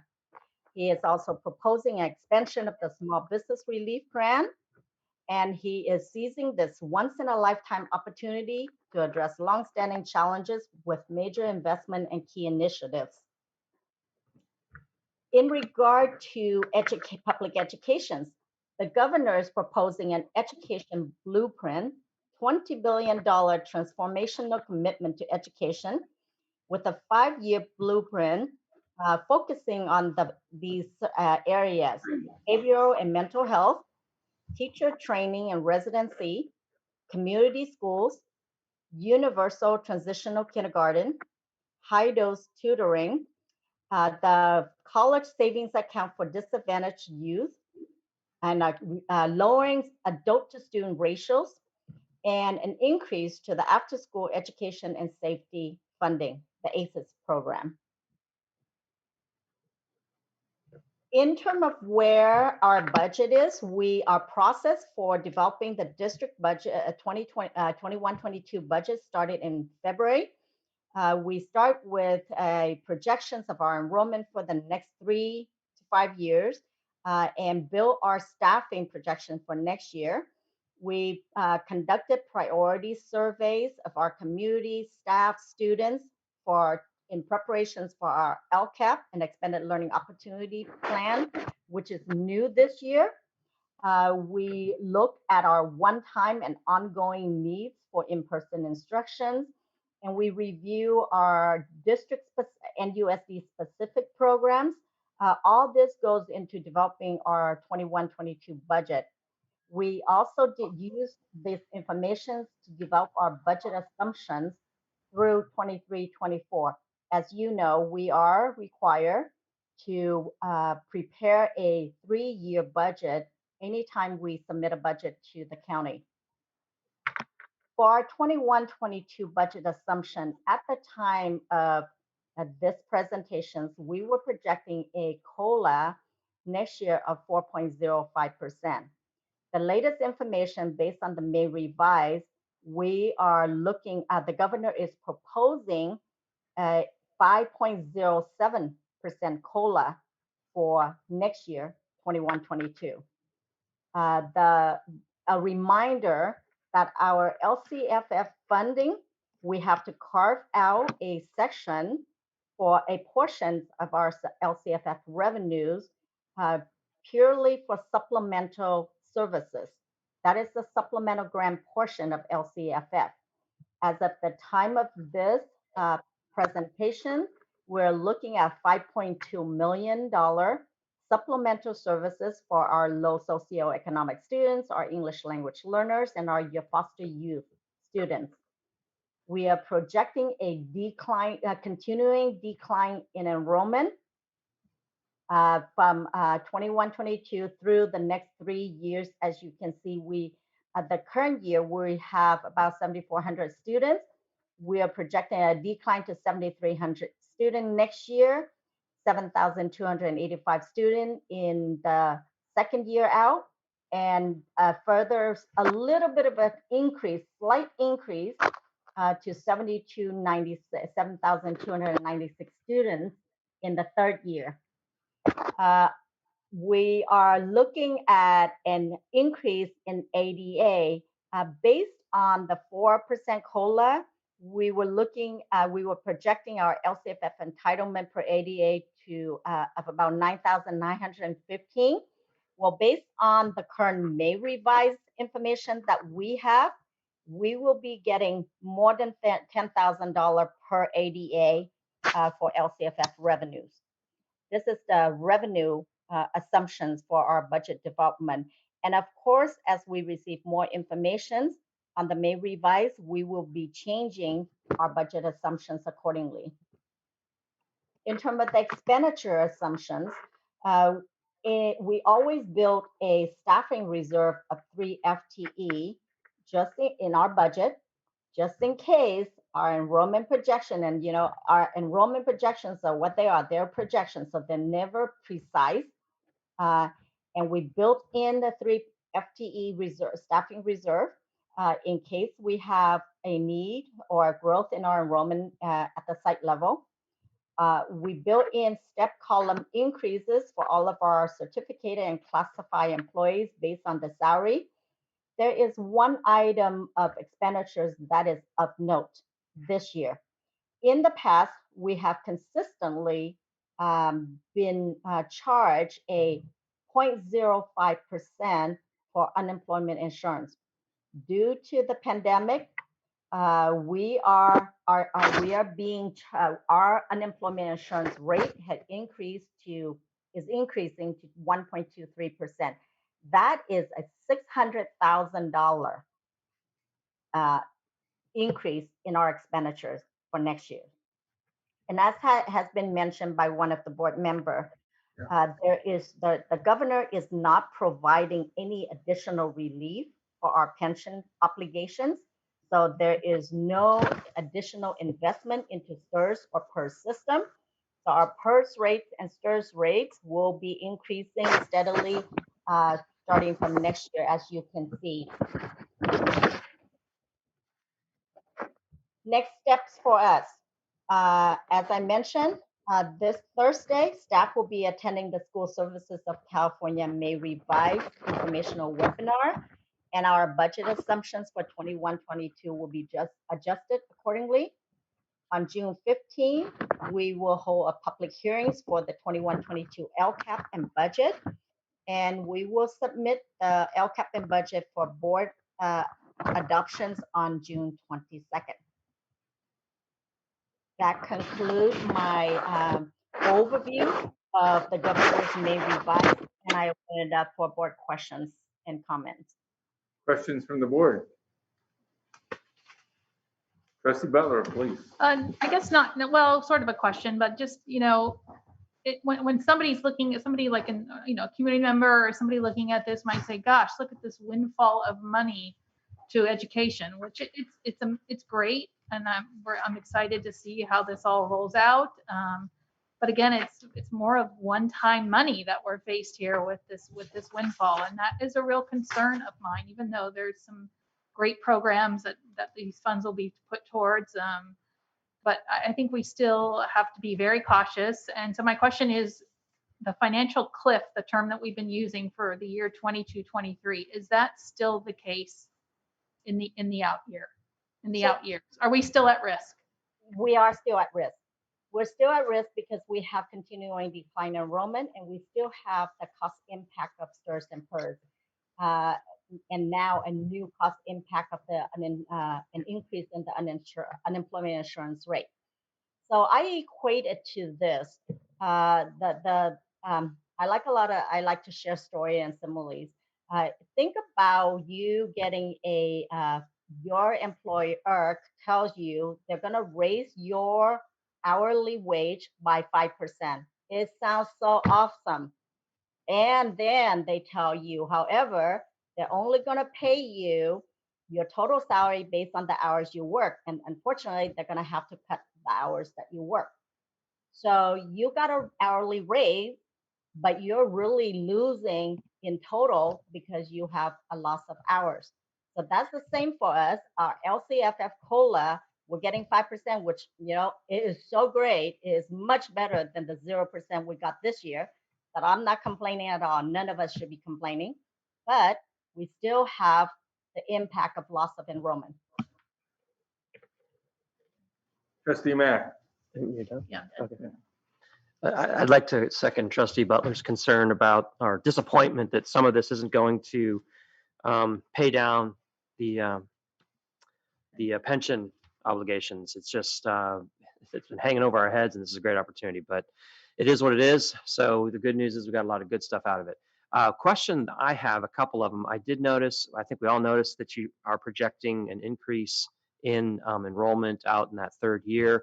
Is that, am I correct to assume that's due to the inclusion of TK, kind of expanding to the entire district? Is that kind of the assumption that's driving that?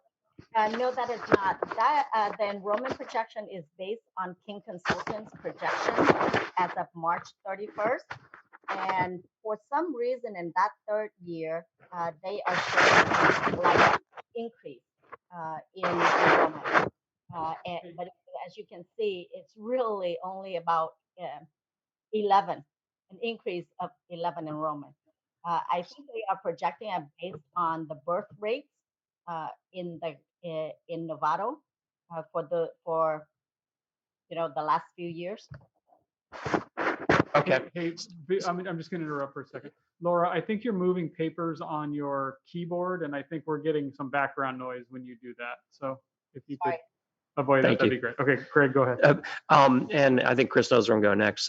Then it's safe to assume then, I guess the impact of universal TK is going to be something we factor in after the meetings. So more of the good news that you've been talking about. Okay. And then the Trustee Butler's talking about the cliff. The cliff, it's still out there. It's the same year, or were we thinking it's been pushed out a year? So what the cliff that we're talking about is the enrollment cliff. The current, even though we have this enrollment count, we are actually, for 21-22, we are funded at the higher ADA or average daily attendance of 2019-20. And the reason is because we did not have regular attendance this current year. So there is no ADA data to base the LCFF calculations or entitlement on. So the LCFF entitlement has to be based on the 2019-20 data attendance ADA. So what the cliff will hit us in 22-23, the second year out.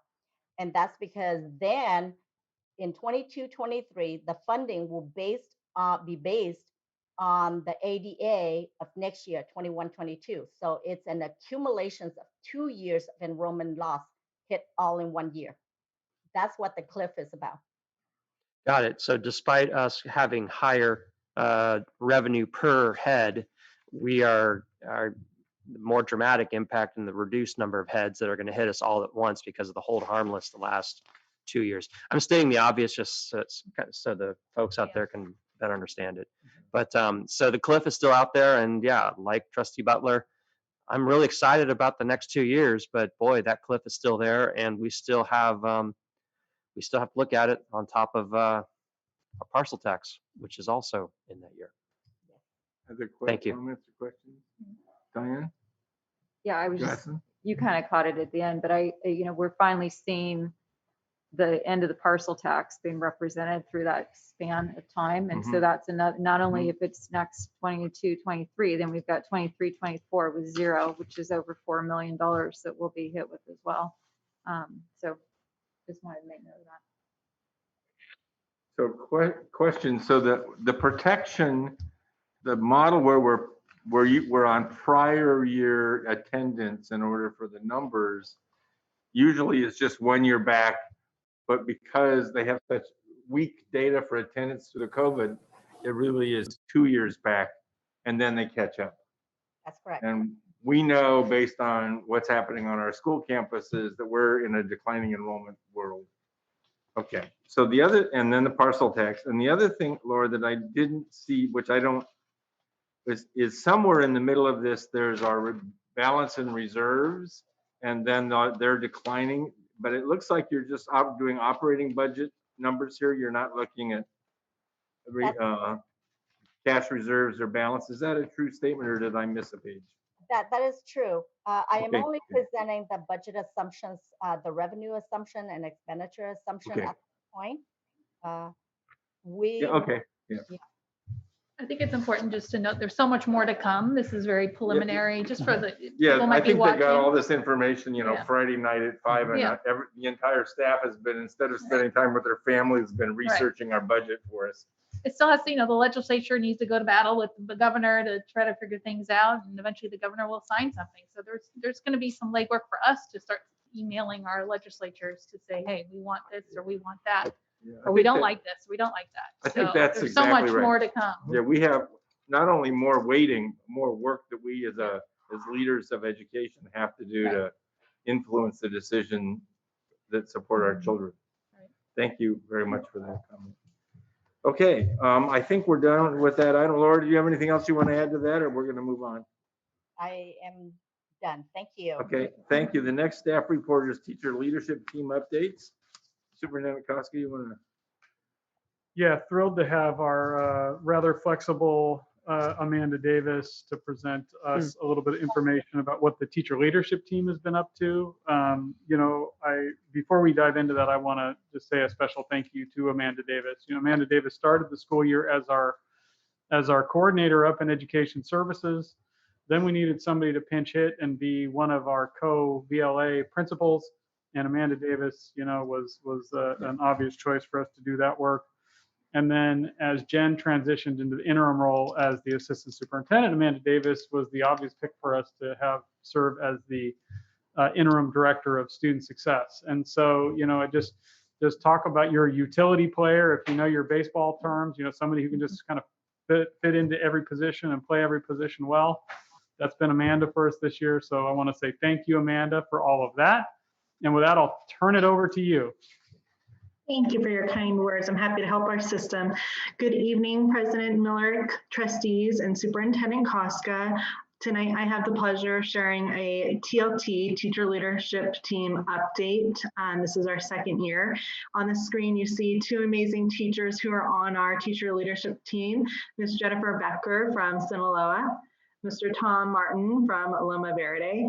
And in our presentation tonight, you'll get to hear from both of them, as I know that you and the community loves to hear from our teachers and the impact that TLT has had on them in teaching and this crazy year that we've had. So with that, I'm gonna start. I'm gonna share my screen. Can I get a confirmation that you see the board presentation?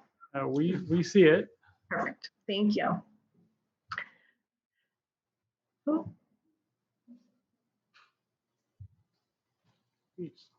There we go. Okay, so this is our teacher leadership team update for the year 2020-2021. This is our second year of teacher leadership. I just want to go back and remind our community why we designed the teacher leadership team. It's really a shift in a model that facilitates changes within our schools and our departments and our teaching teams. We focus on professional development that is from teacher-based and led by educators. We partnered this year and last year with Lozano Resources, and they've helped to train our teachers in facilitating adult learners, as well as the fundamentals and foundations of proficiency-based education. Our teacher leadership team worked on creating curriculum based upon their proficiency skills and NUSD identified essential standards in the ways that they lead policy and changes in pedagogy for teaching and learning. So our teacher leadership team, we had an application process in both years. Our first year was our big on-taking where we had 40 members. Year two, we brought on the other members. So now we are at 60 members strong across 13 school sites. So each one is represented. We have teacher leaders from preschool all the way to high school and in all content areas, including special ed and arts and music, PE, and our core foundation classes. So here on the screen that you should be seeing is our teacher leadership teams, all the names of the amazing educators that work for Novato Unified School District, who lead change, embrace risks at their school sites and within their classrooms. So on behalf of the Education Services team, we want to say thank you to all of you for supporting the work and leading the way. Some of our celebrations this year, our biggest one I would say is looking at NUSD being published in Tammy Heffelbauer's book, Leading Standards-Based Learning, an Implementation Guide for Schools and Districts. This is really exciting that we are featured in her book. Specifically, what we are featured for is our timeline when we started our process of looking at how we wanted proficiency-based education to lay out over the coming 5 years and what our plan was to get there, we did not anticipate COVID taking place. However, I'm really pleased to say that that has allowed us to be creative and really to implement some of those essential standards and proficiency skills in ways that we weren't anticipating as early of an adoption to do so. So this year has been that way. Another area that we have to celebrate is that our elementary team has identified their essential standards for science and history social sciences, and has developed proficiency scales for the history social sciences. What has been well received is our teacher-led professional development. This has been taking place in the afternoons, teachers leading teachers. Many of our teacher leadership team members have facilitated those different opportunities, and it's something that our teachers throughout Novato are hoping to continue in the future. We've also been working on refining the proficiency scale. So our teacher leadership team and other teachers who they've inspired and encouraged and supported in the process of using the implementation of the skills have been able to come back and provide feedback. And our Ed Services team has been able to help make those adjustments and changes. And those are also presented and shared on our NUSD website for our families and our students to access as well. And then the other would be that we are on our way with discussions around some hard conversations and really personalizing what PBE looks like for NUSD and our ways that we provide feedback and grade our students. So with that, I'm going to share over to Mr. Tom Martin from Loma Verde. He is a kindergarten teacher and data specialist. And then after him will be Miss Jen Becker from Sinaloa, who teaches science, to share with you some of their thoughts on teacher leadership team. Thank you, Amanda. Good evening, school board members and district leaders. My name is Tom Martin, and I am a kindergarten teacher at Loma Verde, as well as a member of the data specialist team. By way of introduction, I began my career as a CPA and finance executive, but for the last 9 years taught the youth of Novato. I joined the TLT 2 years ago after learning about the vision for this team, specifically the opportunity to influence district direction in the area of PBE and essential standards. I will admit the undertaking was quite overwhelming at first, but as we met, we found that we share many of the same perspectives as to what curricular areas we should be focusing on.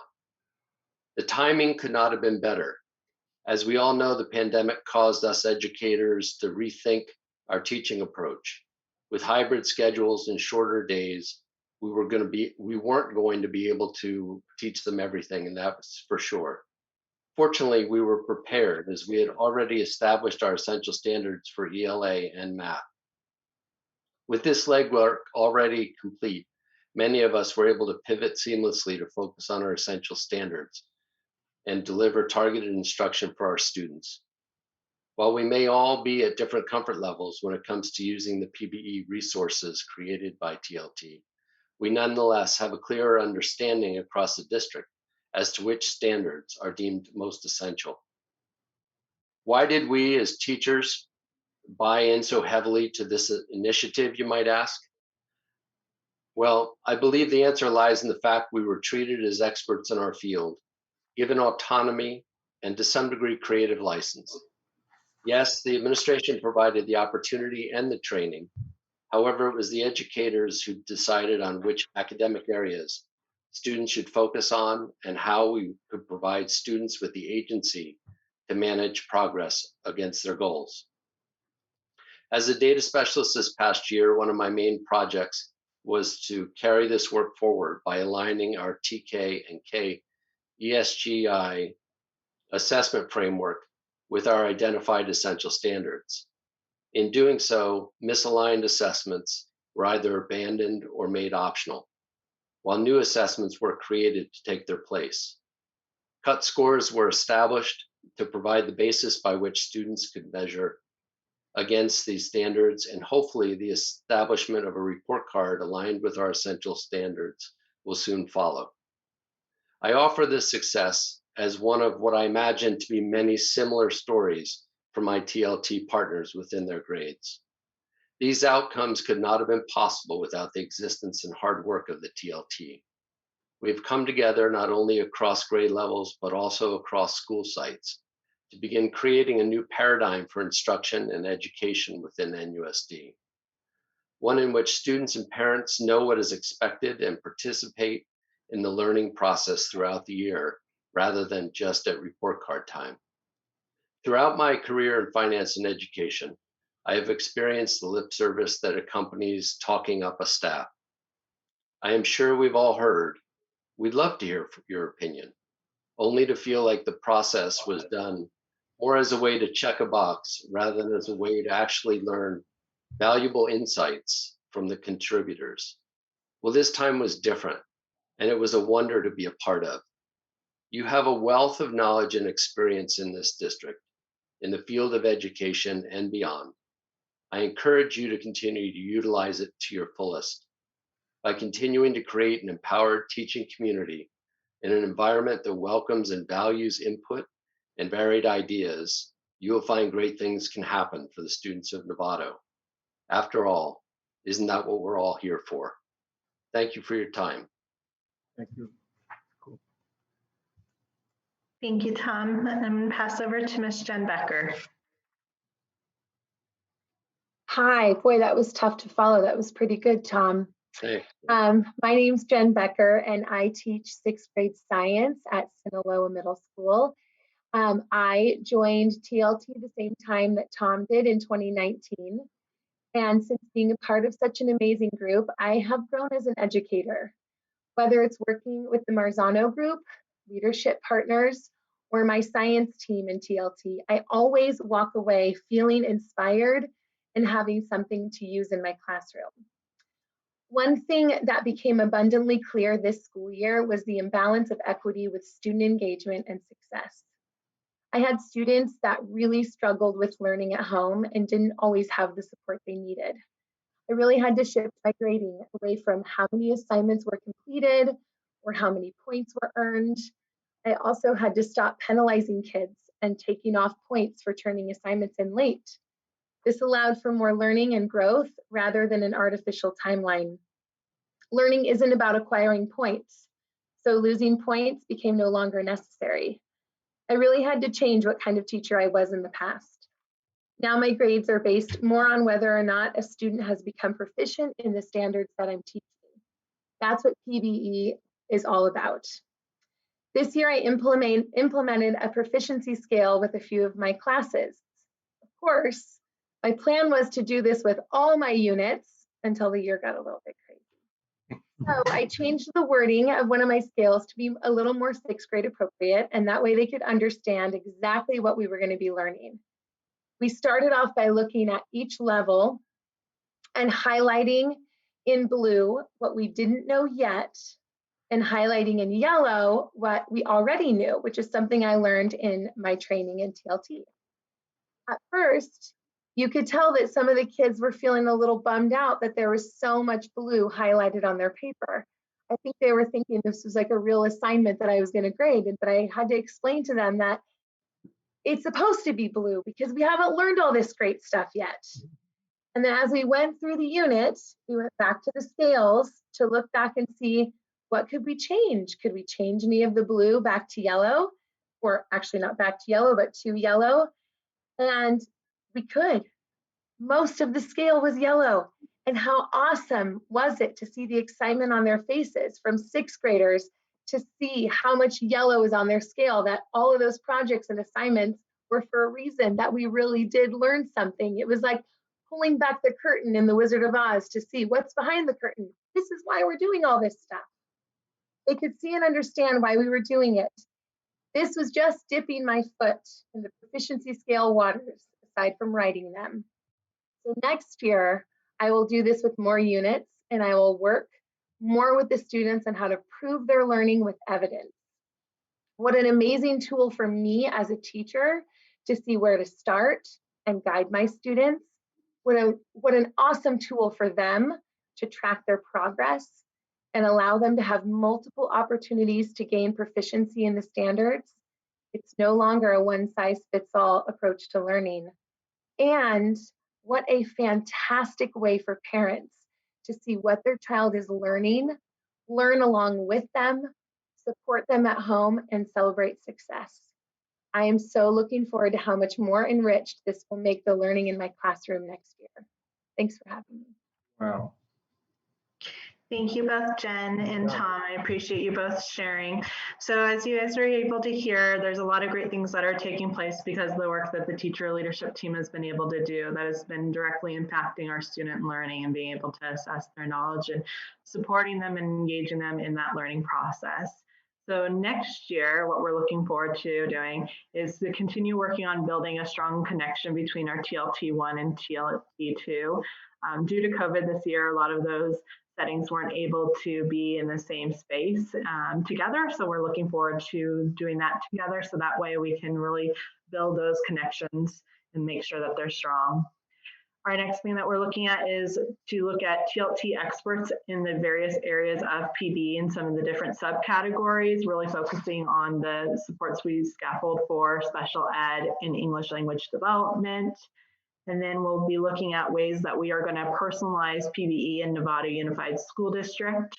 We'll be continuing our partnership with our school administrators so that they are feeling confident with their TLT members of leading this at their own schools and tailoring it to meet the unique needs of each of our 13 school sites. We'll also be working on the relationships and implementation to ensure that all leading is done by teachers and our teacher leadership team. And we'll continue working with professional development teachers leading teachers. One of the exciting things that we have planned in August is our new teacher orientation and having them be our main facilitators of those learning opportunities to bring in and welcome our new educators of Novato Unified School District. So with that, I'm happy to take any questions or comments for the update of the teacher leadership team. Questions or comments from board members? Trustee Jacobs, then Trustee Butler. Hi, I just wanted to comment that we have such amazing teachers here, and both of these teachers gave such great information, but I know Jen Becker goes, I know her, and she goes above and beyond in such amazing ways, and she's just one example of how our teachers do that. But I also want to acknowledge that we are not a district that just teaches how we've been teaching for however many years. We are constantly looking at how to better teach our students. And I think that is so amazing. And I'm really proud of that. So thank you. Cool. Agree with Trustee Jacobson as well. Just a comment, and you know, when we get asked the question, what is NUSD doing well? Or what are you most proud of with NUSD? For me, this is the answer, this TLT team, teacher leadership team. For me, they're rock stars. They do just so much work. It directly affects what's happening in the classroom, which is what we heard. I see this is not the norm across districts, across California. So this is unusual and we should be really proud of it. So thank you for all the work. It's nice to see there's 60. I know we don't want to get too big because then we're not going to get too much done, but that's an assumption, but you're all doing great work and you did it through the pandemic, which I touched on this a little bit a couple meetings ago when we had the Culture of Excellence presentation. You continue to work through the pandemic and continue to make adjustments in teaching and learning, and we're going to get back on track again this next year. So continue doing what you're doing, and thank you very much. Other comments? Yes. Yep. Okay. Just like to kind of add a little bit of a fiscal angle to this, which I think is really important to note. This process started, Chris would know exactly, but several years ago, probably right around when I started. Didn't have anything to do with me, but I was fortunate enough to come in at the same time. And in an effort to cut down on consulting costs. And here we are, folks. We're not using any consultants. Teachers are doing this. Teachers are teaching teachers. So if anybody really wants to understand what we're doing to try to reduce costs and to empower our teachers, this is example A number 1. And I would encourage everybody to really understand that. And then top it all off, I really want to thank Amanda and your crew. This is good stuff. This is really awesome. Really appreciate it. You guys are, like Debbie said, giving us a reputation, not only in the county, but in the state, for doing some real dynamic things, homegrown. So kudos. Thank you. I have a couple of comments. One is the idea of the blue marker and the yellow marker, where now the student and maybe even their parent can look over their shoulder and self-assess and see what they know or don't know, and not only can see what they know or don't know, but can see themselves making progress. And so instead of gold stars from the teacher, you're giving yourself gold stars for your own achievement. And you can learn to apply those in productive ways. And all of a sudden, the student is self-motivated because they can self-assess where they are. They don't have a teacher looking over the top of a monitor and say, you didn't do very well on that test. They know exactly how they did. And I'm thrilled that you share the responsibility for learning between the teacher and the student. Some students will step up to it and others maybe need a little more teacher help, but that's wonderful. And the second thing that I was impressed by is your discussion of teach to mastery as opposed to teach to a grade. Maybe COVID helped with some of that. Maybe it was an accidental discovery, but teaching a student until they understand the material versus we're done with the lesson and we have to move on and there's your grade is, to me, a major step forward in what we're doing. So I'd like to, even if you didn't do it on purpose, I'd like to commend you so you keep doing it because I think it's the right way to do business. So this has been a great presentation, and to listen to Tom Martin, the CFO's trying to get the kids to do math. I'm wondering if we're going to do balance sheets and P&Ls in kindergarten. I'm looking forward to it. So thank you very much. This is really exciting stuff. Of all the things we need to be doing right, this is what we need to be doing right. This is where the kids meet the teachers and the really exciting things happen in this district. Thank you very much. Any other comments from trustees? Hearing none, we're moving on to the next item. Elizabeth is. Oh, we have comments from the public. Pardon me. From Elizabeth. Oh, I just wanted to say something real quick. Pardon me, Elizabeth. I'm sorry I cut you off. Thank you for letting me talk. I just wanted to say that, growing up in the school district, it's been pretty interesting to see how learning has evolved in teaching styles. My class was actually the first one to go through Common Core back when I was in 5th grade. So I've seen it all, but I do have to say what I really like about this system that you guys at TLP are trying to work on is the shift of mindset and priority within a student. So for example, in the previous years, I have seen, with the whole gold star mindset, I've seen that what the community really tried to shape then was a gifted student. But now I feel like I'm seeing a turn of the tide and a focus on rather a determined student.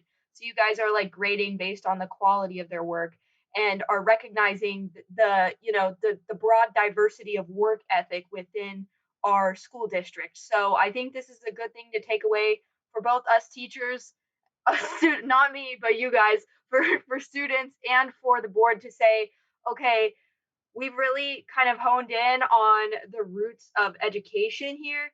I think we look to our administrators and our teachers for the key to success right here and notice how these students within the next few, years take this new teaching style, because I really do like it. And I like how you're kind of encouraging self-motivation, because that's going to take a student so much further than any simple memorization problem like traditional learning. So I really appreciate your guys's inquisitiveness and always challenging yourself to push things to be better than the status quo or what was previously there. So I appreciate that. Thank you. Any other comments from the student trustees? I apologize. We're good, all three? We're good. Okay, good. Okay, so with that, we're moving into the next topic, which would be the Avid update. Superintendent Koski, you want to lead us in this discussion? Yeah, happy to have Team Jen here to talk with us about Avid here in NUSD. We've got Jennifer Larson, our Assistant Superintendent of Education Services, and Jen Marsh-Russell, who's our Avid coordinator, amongst other things. And so super pleased to hear about this wonderfully impactful program here in NUSD. Take it away. All right. Well, thank you, trustees and Superintendent Koska, for having us here tonight. And thank you to our TLT members and Amanda who just presented. And I'm very excited to be able to follow up one of our most inspirational and exciting programs with yet another one of our most inspirational and exciting programs, our Avid program. So as you guys have heard before, Jen Marsh Russell has been our Avid district director for some time now, but really leading the way at Novato High School as a teacher as well. So she's here tonight to give us our annual update on where we are with Avid and what has happened during this transitional time of COVID in the Avid program. So I'm going to hand it over to Jen Marsh Russell. Hi, thank you all. Can you guys hear me? Yes. Okay. I'm used to multiple screens and kind of a different setup. So thank you all for the continued support of the Avid program. And it's actually inspiring to follow TLT because the Avid program really dovetails really nicely, especially after what Elizabeth just said about how she's really proud of the NUSD community and how we're really focusing now on all students, not just gifted students, and how we're focusing on the determined students. And I can say I've never met Elizabeth and I didn't pay her to come before me and put that in there. But for those of you who don't know, AVID stands for Advancement via Individual Determination.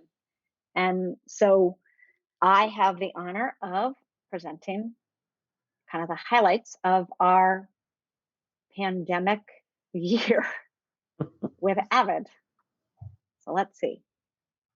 I just need to find the slideshow. From start. Okay, you guys are saying that, correct? Yes. Great. So as I said, Avid's mission is to really work with all students to close that achievement gap by getting them college ready and ready to succeed in a global society. Here's some numbers of Avid. We have 22% of our staff trained, which means that not only are our students in the Avid elective benefiting from our Avid trained students, Avid trained teachers, but all students are somehow getting pieces of Avid. Our percentages have gone up a little bit. There's some variation in that trained teacher number. And I think, again, this year the district is going to pay for 2 staff members from each school, including Marin Oaks, which is exciting, to attend Summer Institute.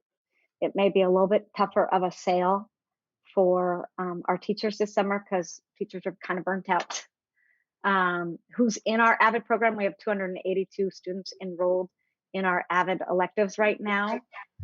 189 of them are on our free and reduced meal program.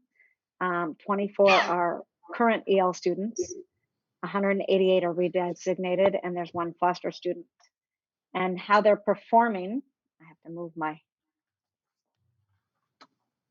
pictures. Okay. How they're performing, we have data from 2018, 2019 up here. We have partial data from last year. Not everybody completed their senior survey at the end of the year. It's hard to corral them. But as you can see, our senior cohorts in the Avid program are outperforming their like counterparts within NUSD and within the county and in all of California, which is pretty exciting. Okay. Hamilton this year, due to their schedule, they didn't offer, typically they have a before class elective, and they couldn't fit that in with distance learning and their schedule. So the content teachers made use of all the Avid strategies and their techniques, and they're excited to get started with that pre-morning elective next year as well, and are recruiting in probably August and September, and they'll begin that in October. So they're excited for that. San Jose Middle School has it at 4 different levels. They have the Excel, which is for our LTELs, which are our long-term English language learners. This is our 2nd year with that program. and they're excited for hopefully redesignating most of them, if not all, and having them go into the Avid program at their high schools. They also have, they have it in 8th grade, 7th grade, and then the success. Sorry about that, there's a typo in there. This should say 8th grade and then 7th grade. They have 10 trained staff that are working with the English, with the language and literacy components to help supplement English language in not only the Excel class, but in all of their classes. At Sinaloa, they went down to 1 class this year because one of their teachers were needed in a different area. So they have a 7 to 8 combo, and that's been super exciting. They have a new teacher teaching it this year, and they have done all kinds of team building and group activities that are work around inclusion and equity and social justice issues. At San Marin, they have 99 electives, or 99 students in the Avid elective. They've received college presentations, they've done community service projects, but really what is striking most for that group and what they're really proud of is the resilience that the Avid students have shown and have been able to overcome many obstacles. And I think it's the strong sense of community throughout their Avid program that has helped them do that. Most of their students have decided to stay local, many of them choosing a 2-year university this year because of the pandemic and the uncertainty and the need to stay close to family for personal reasons. At Novato High, we have 105 students in the electives with 4 electives, and there was a lot of focus on wellness and self-care. Tutorials still took place and they were remote, and they are interesting and a little different in every class. And they did lots of virtual college admission visits, had lots of financial aid and literacy workshops, and former students coming in. Last week we had someone come in who had graduated, and she brought in a few friends to talk about how to finance college and how to do it when you're a first generation student. So they were pretty excited about that, to see people that made it work and are now working in the industry. Last year, of the students that completed the data, we had 52 seniors do that. They all graduated on time. 79% of them were enrolled in a 2-year university, and 39 of the 52 actually ended up enrolling and attending for the year. And several decided that distance learning was just too much of a challenge for them to overcome. But 74% of them met A through G, 84% were first generation, and 81% of them were socioeconomically challenged, and 83% ELL. So the Avid program is working with some of our most vulnerable and determined students, and really the support that they've received from the Avid program and kind of their Avid family, which is the Avid elective becomes like a family, has been crucial during really uncertain times. And I think I'm gonna leave it at that, because I said I would be quick. I could talk for hours.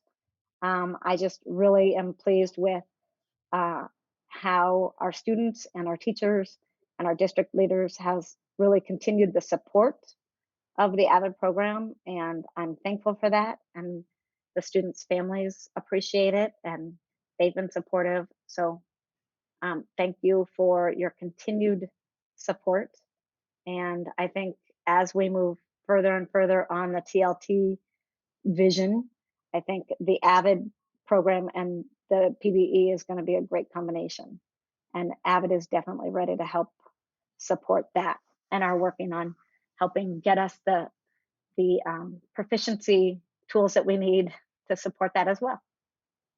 Thank you so much, Jen. And just to highlight a couple of the areas, one, recommendation that's come up year after year, not just by our staff, but also by the community, is how can we expand this incredibly successful program to Marin Oaks? And while Avid isn't set up or created to serve in continuation schools, having Jen working on the campus now allows us to do that this year. So we're really excited about what Jen's going to be bringing and how she'll be expanding our Avid services and program to Marin Oaks. So I just wanted to highlight that and mention the ability for us to do that for the first time. So an exciting development. And other than that, I'll leave it to the board for any questions or comments. Cool. Questions from the board members? None. Trustee Nell. Yeah, I just want to acknowledge the success of the program. I'm an Avid supporter. Avid has obviously stayed the test of time and proven success. I think it's another example of the type of support that we give to all of our students here in Novato, and I just really appreciate the work that's been done to this date. And just a reminder to the board, I believe Avid is a program that is supported by an outside agency and system, and I hope we'll be able to continue to support it going forward. So thanks again for doing such a good job, and we look forward to keeping it going. Other items or comments? If not, we'll move into the next. Jen, thank you so much. Thank you, Jen. Can I forgot to point Yeah. out one thing, is that the other thing that Avid did to support us was they really kind of moved and rallied around what teachers needed, and they created open access. So actually any of our schools can access most of the Avid materials for free, even if they don't have Avid at their school, under their open access link on the Avid website. And so if there are other schools that are interested in any of the tools and the material, that's open to any school. So I just wanted to put that out there since we're having it on a public agenda. But yeah, no, thanks. And I need to thank both Jens. I think that's the way it works. It's a unique process here. So with that, we're going to move into the discussion action part of our calendar, item 15. And the first item discussion action is District Advisory Committee, 7-11 District Advisory Committee pause. Superintendent Kosky, do you want to lead? Yeah, happy to take on this item. A tough item. It's been a tough topic for many, many months within our district. On May 4th, I shared with the board that I believed it was in NUSD's best interest to pause the school closure process, including the 7-11 committee. And tonight, as it's an agendized item, I want to formalize what I shared in our last meeting with a formal recommendation that we pause this process. I believe our number one priority right now must be figuring out how we get all of our kids back on school all day, every day next year. We are 100% committed to that goal, and we'll make that goal happen. But that's what we need to be focusing on in order to get off to a great start next year. We also need to be making sure we're paying attention to how we get kids to re-enroll in our system or enroll in our system for the first time. Again, that takes energy and passion. And if we're spreading that passion out over these other challenging topics, it doesn't help us to move the system forward. Aside from the things we need to be focusing on, I think we need to do some soul searching around whether or not we believe that closing a school is going to be the best path to help us to get to a place where we can be financially stable. It is a path. It is not the only path. It is a big chunk of money. But we need to figure out if there are other ways that we can reduce expenditures or increase revenues to achieve the same desired goals and outcomes. At the same time, as we talked about earlier with the presentation, we do have some fiscal challenges ahead of us. We're getting some good news in this budget. We're going to be able to dig into that more in the weeks to come. And then, of course, we still have to remember that everything Laura shared with us is the proposed budget. It isn't a signed budget that would be signed probably around, typically signed before June 15th. But it is good that we have some good news because we haven't had a whole lot of that in the past. I want to acknowledge that I'm disappointed that we find ourselves where we are, that we really took some actions that were really tumultuous and hard in our community through the 7-11 process. Anytime you talk about school closure, it's a hard process. So to start that process and then to pause it, is challenging to our community, but I believe that it's the right thing for us to do right now. I want to thank the 7-Eleven committee for the hard work that they did. Each of those 11 people, and I believe 5 alternates, stepped up and they said, we're gonna take the lead on this really hard topic. I'm saddened for those community members who've decided to lead, who have had negative feedback as a result of the work that they did to make, what they thought was the hard decisions that they needed to recommend to the board. And I hope that we can grow from all of the support that has come out from our school sites to say, we believe in our school site. We believe that our school site, our community's school, is serving our community very well. We've seen a rallying of support for our public schools. We've heard a loud statement that our neighborhood school is a great school. It is serving our kids well, and we are going to do whatever it takes to make our school the best that it is. I hope that we can harness that energy moving forward and continuing to improve our schools. And with that, I just want to reiterate the recommendation. The superintendent and staff recommend the board approve placing a pause on any school closure discussions and the 7-Eleven committee process. Thank you, sir. Mm-hmm. Comments from the board? Yeah. Trustee Aguilar. Yes, I would like to also thank the committee for stepping up, the alternates for stepping up. It's been a hard, even choosing the committee was a hard subject and procedure, but I'm thankful that we did have it, and just we got to move forward. I take this as not necessarily an apology to the community, but the community was very patient, and they were paying attention and they were involved, and that takes time and effort and energy. And so I'd like to thank the community. Absolutely. So thank you again, and looking forward to moving forward. Comments from other trustees? I think we're all pretty much of one mind that this, for now, needs to not be our top priority. We have some really big issues to address, and thank you for bringing this forward. So I'll be looking for a motion to pause the 7-Eleven committee and stop any school closures. Trustee Jacobson is a first, and Trustee Mack is the second. Is there any additional conversation or public comment? Hearing none, we'll go to a vote. All in favor of pausing the 7-Eleven committee and committee. Oh, student trustee, up. It's hard to see. I apologize. Please, is it Elizabeth? I can Elizabeth, see. Yep. My eyes are getting bad. I think Elizabeth. Good catch. Just in favor of pausing the 7-Eleven committee for now. I just want to make sure I voted. Okay. Yeah, no. Okay. So we're gonna. Student trustees, Elizabeth and one. Do I have anybody else out there? I can't see. No, I guess not. Okay. And then the 7 in the room, 7 trustees, all in favor. So that's 7 trustees at the school district office and 1 student trustee voting in favor of pausing the process. Thank you, Superintendent Costco. Ross, if I just chime in one thing, just follow up.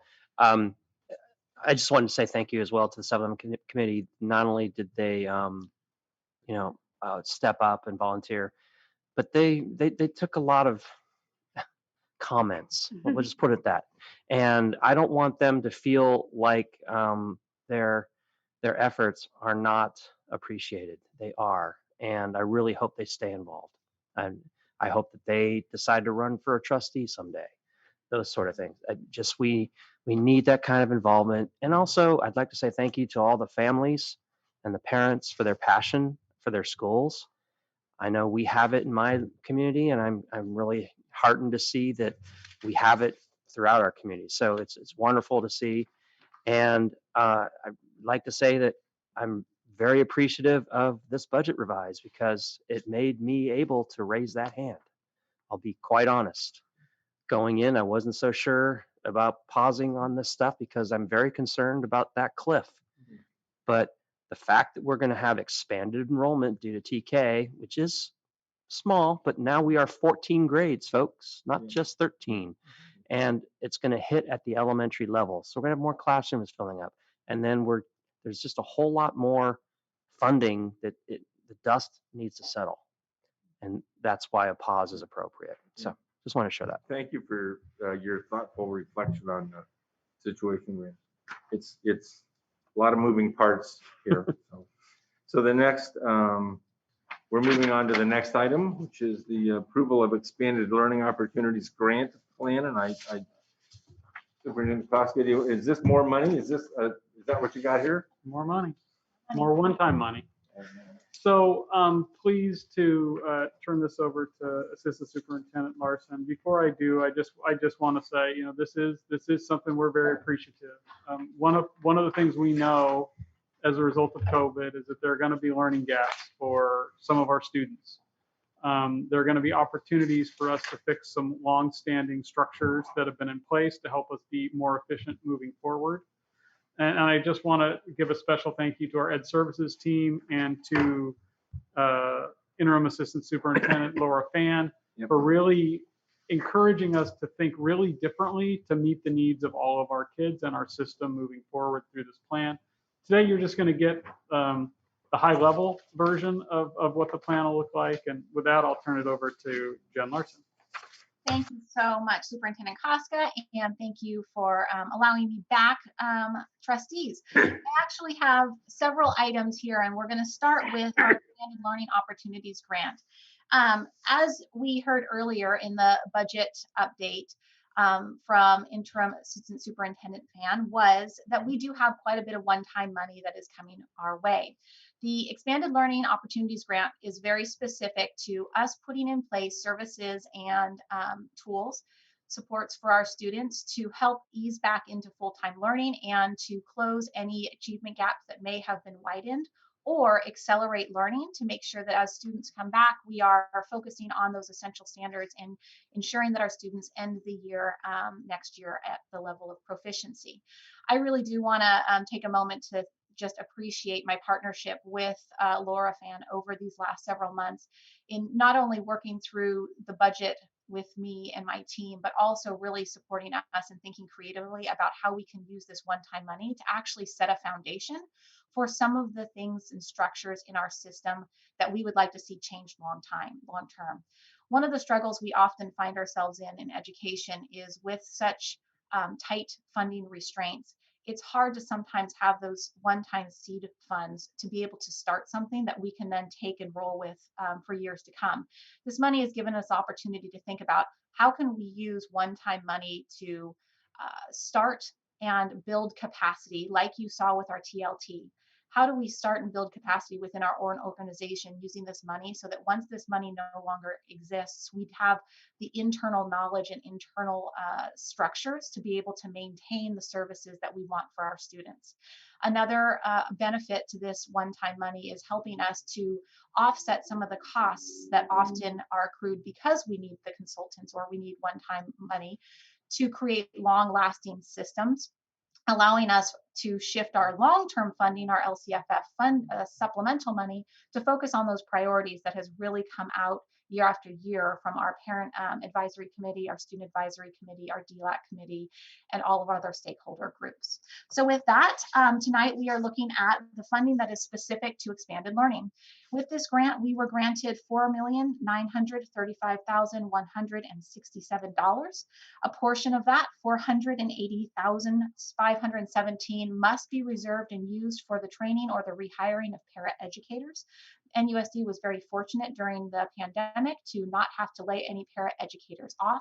So any funds that we use from that will go towards training and supporting our paraeducators to have the support they need to support our students in returning to school and accelerate their learning in the year to come. For the additional, the remaining, approximately $500,000, we can use those funds in 7 specific areas, and they are listed in not only the expenditure plan, but also in your board cover. It is resolving around extending instructional learning time. That is going to focus mainly on any kind of supports that happen outside of the school day, or mostly our summer programs. The second is accelerating progress to close learning gaps. The third is integrated student supports that address any kind of barriers that may exist for our students. The second is the expansion or the continuation of any community learning hubs that we may need to keep in place as students return to school. The next is supports for credit deficient students, and we'll talk more about that a little bit later this evening as well.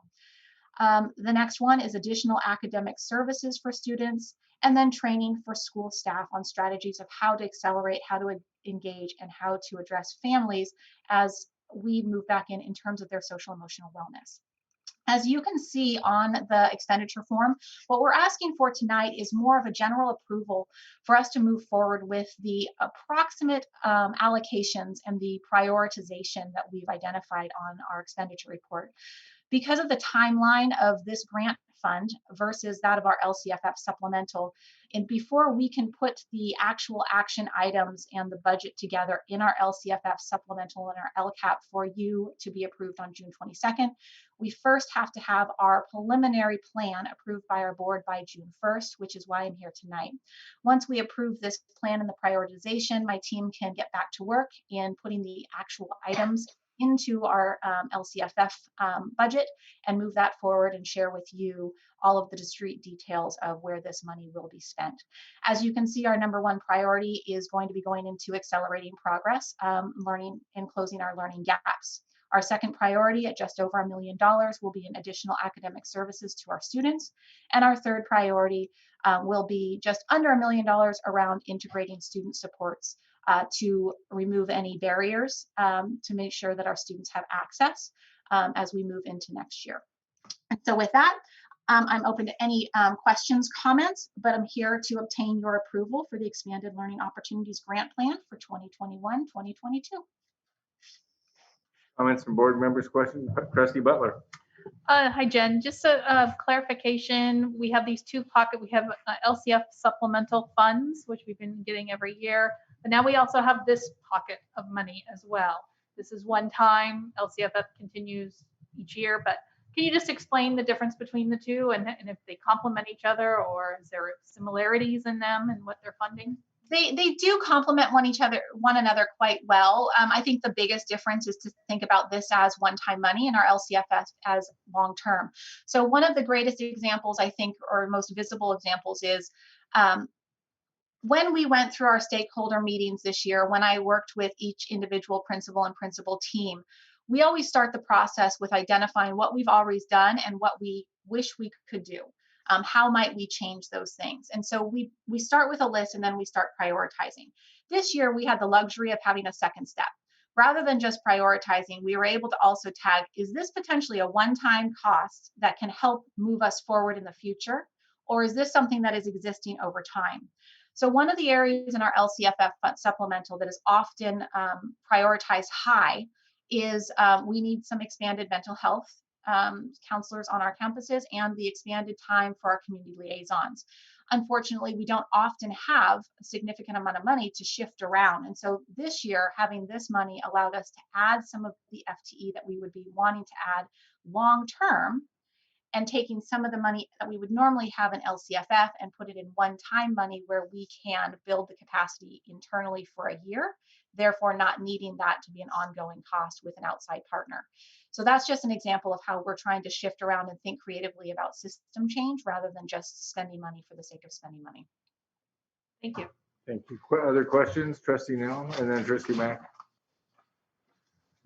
Well, I thought it might be nice to point out where the funds are actually coming from. These are, correct me if I'm wrong, but these are the federal, most of it is, I think, coming from federal funds based on the COVID relief packages that have been passed by Congress and the previous and current president.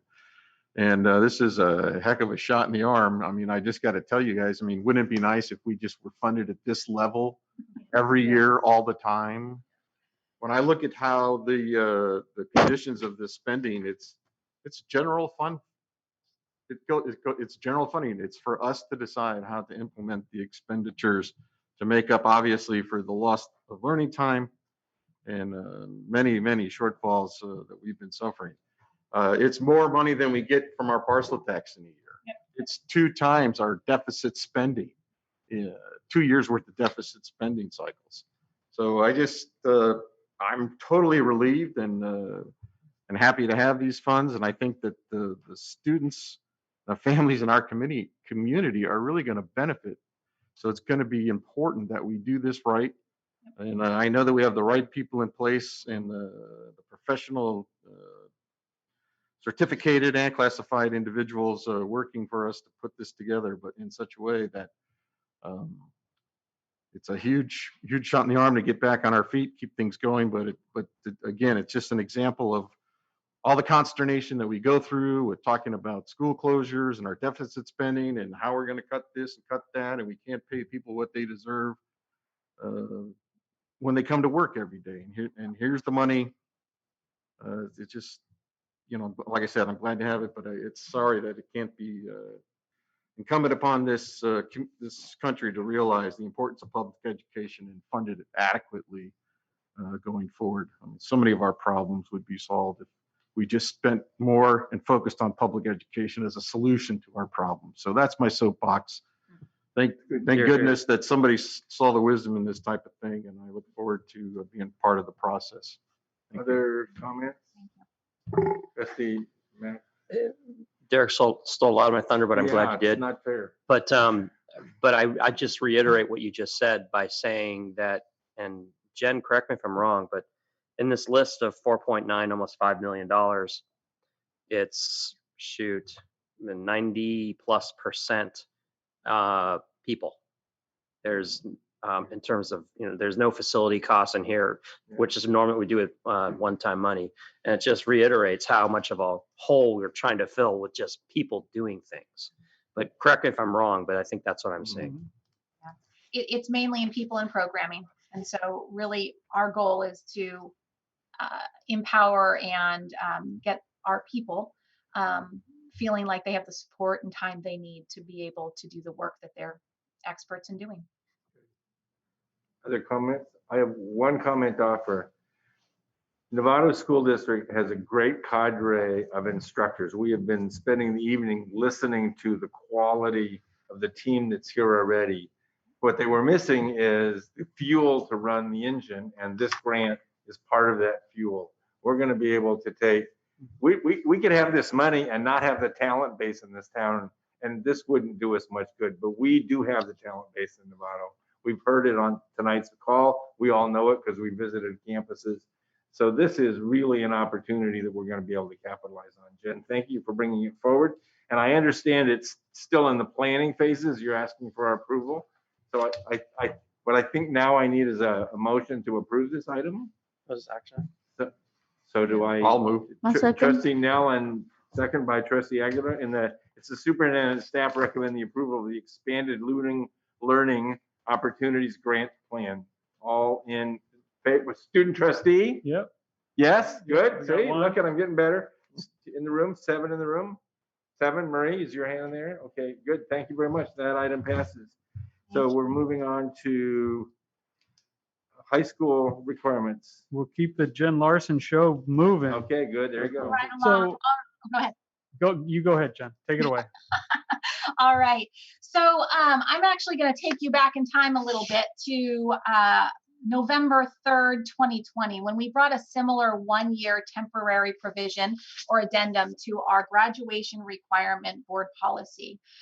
As we've moved closer to the end of the school year, one of the challenges that we are seeing more and more difficult to overcome is in our schools where students have been either virtual or been on remote learning for a significant amount of time and haven't had access to the elective opportunities that they typically would have.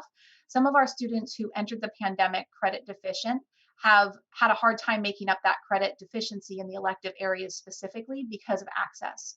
So this is a proposed board addendum to give the superintendent or superintendent's designee the discretion for those students in the graduating class of 2021 whose credit deficiency has been caused or credit recovery has been compromised by the pandemic to be notified of the availability of a waiver of NUSD credits that exceed the state requirements. So on the second page of your board cover, for a reference, I just want to remind the community and our board that NUSD requires 220 credits for graduation. The state of California requires 130. While typically what we're looking at is a student who may be missing 10 credits, 5 credits, an elective, what we're asking is for our superintendent or superintendent designees, i.e. our principals, to have the discretion to work with students who may have a discrepancy because of their lack of credit recovery ability because of the pandemic, to waive on a case-by-case basis those credits that are above and beyond the California state requirements. And so with that, I will answer any questions or discussion. Yeah, I think that's Trustee it. Nell, Trustee Anything missing? Gasson. Trustee Nell, Trustee Gasson. I think it's a fair proposal based on the exceptional times that we're in and the difficulties that many of our students have had to go through. Normally, I wouldn't be supporting any lowering of standards, but this is an exceptional period of time, as I mentioned, and I think we have to delegate basically the authority to the individuals who will make the best call on a case-by-case basis, which students should be exempted from our additional elective requirements for graduation. So I support the exemption. Thank you, Jen. I just had a couple of questions just to bring me up to speed on all this. I'm in agreement. I think it's completely understandable. I guess I was wanting some perspective. The first, about how many students do we think this will impact? In my initial audit, it looks like it would be no more than about 21 students district-wide. The majority of the students will be at Marin Oaks, where we don't offer, because of our staffing, elective credits as regularly as the other high schools. I see very little impact on our comprehensive high school campuses. Cool, thank you. And then what about subsequent years? I would imagine that this will probably be, nope, not, I know that this is for this year, but some of those same things could be said for the kids, in the next.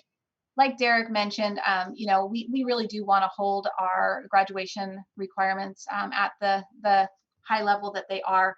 This is very specific to not having access during the pandemic. Once schools are reopened, we don't anticipate having a need for this anymore. We have been very fortunate, and I think you heard a lot of that with TLT.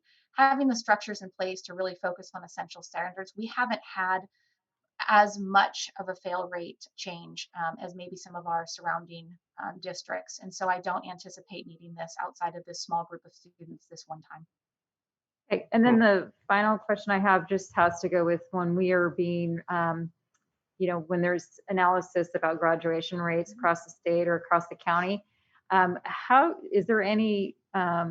do they determine that, given that we have a higher standard of the number of requirements for graduation? Does that get factored in somehow with those? No, our graduation rates are measured on our graduation requirements. It's not uncommon for a district like ours to have about a 220 graduation rate. So that's not out, that's not out of the ordinary.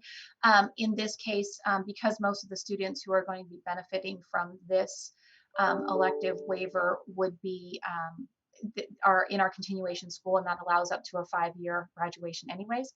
The real benefit to this is in Novato, we have a senior summer school. Any student who does not finish their senior year with enough credits and they have 10 or less credits to fill, we actually have them here and we do a summer graduation.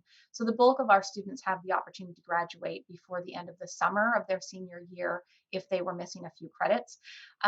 This just simply allows those students who were college or community college bound already to go ahead and start their community college registration now rather than having to wait until their 5th year of high school.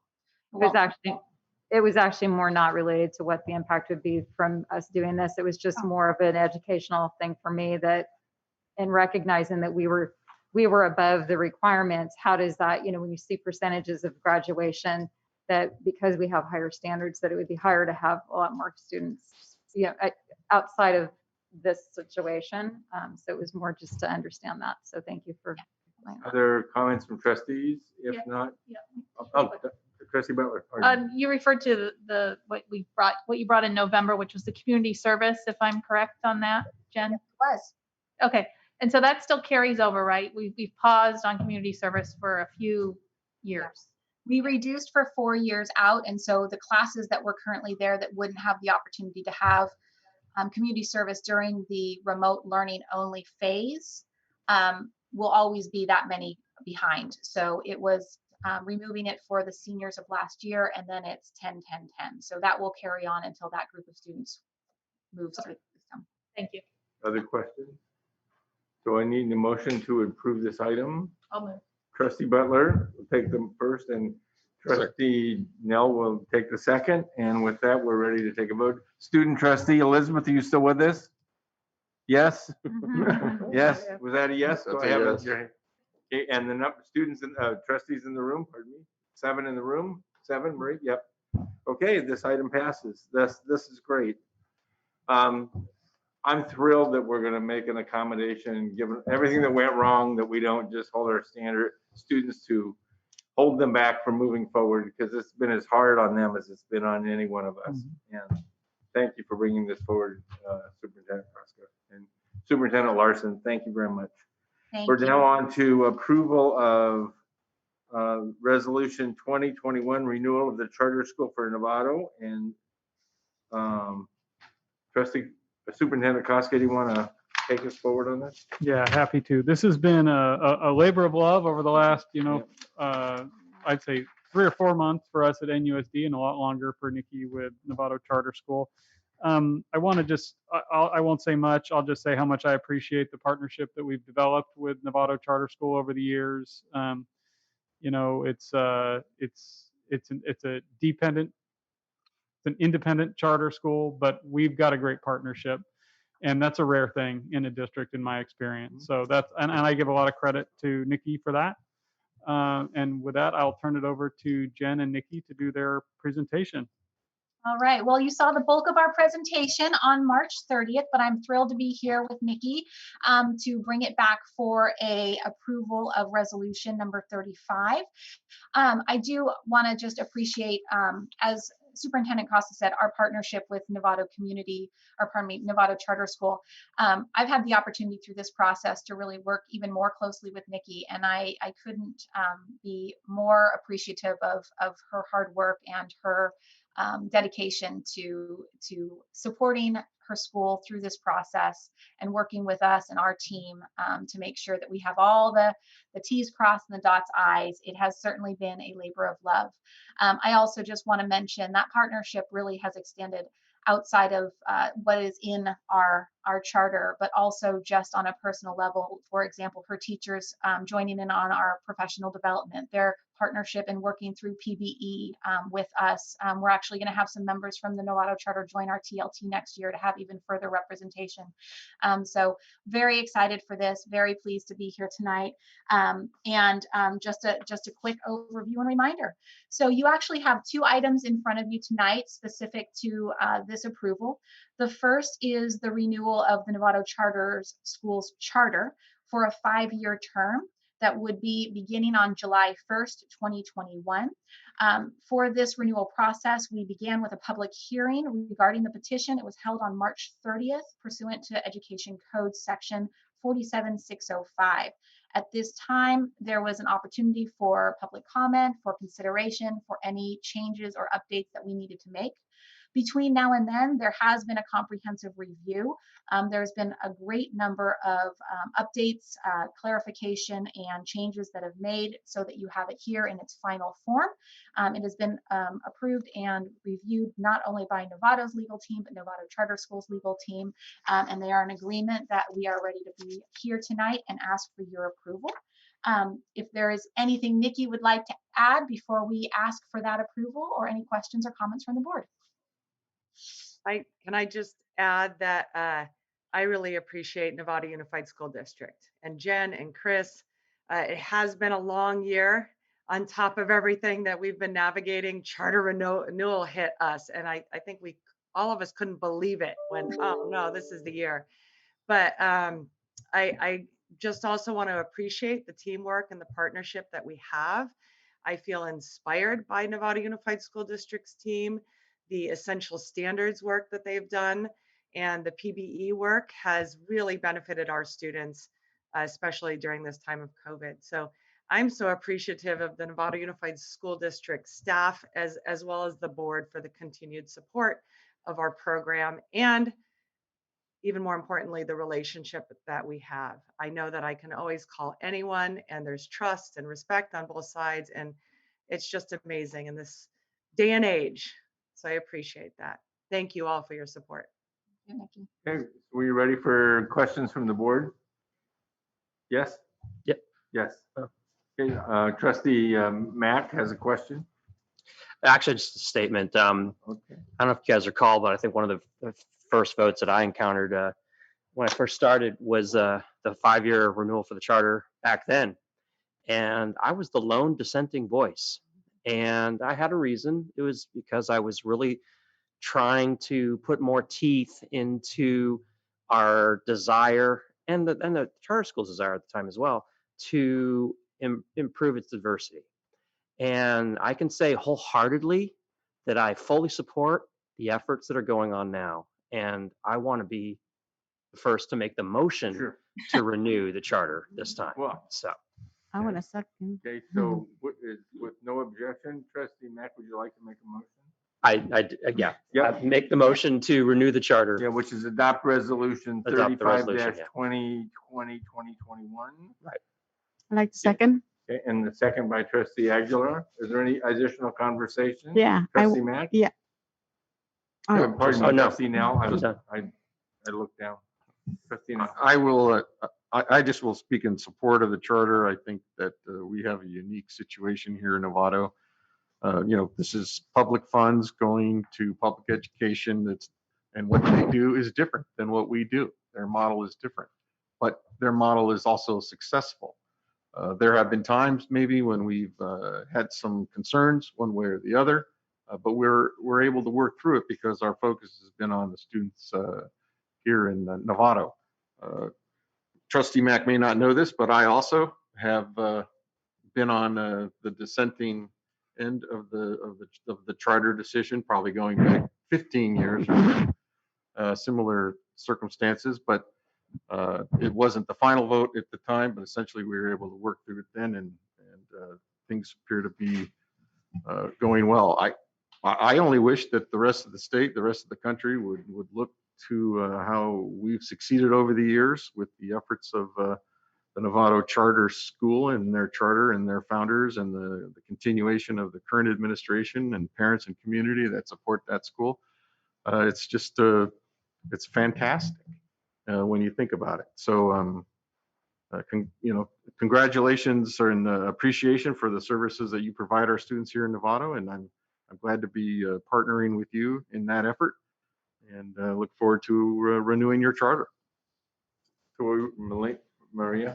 Yeah. I remember Trustee Mack when we both went to the charter school and we sat down and thankfully Nikki was able to sit down with us and just we talked about the good, the bad, and the ugly, and I just want to say that I've spoken to other trustees from other districts, and one of the things that I remember in a celebration that I was in with these other trustees, it was this reunion, and they said, well, what's one of the things that you're most proud of? And I said, well, our charter schools.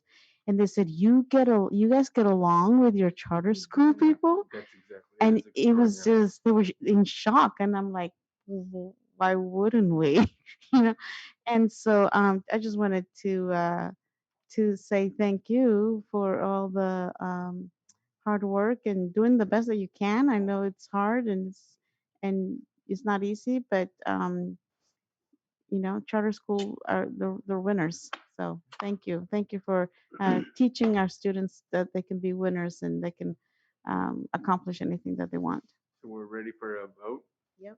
Okay. Do we have a second? Student trustee. Wait, do we have a second though? It was Maria. Oh, okay. Yeah. Sorry. The student trustee, are you going to vote?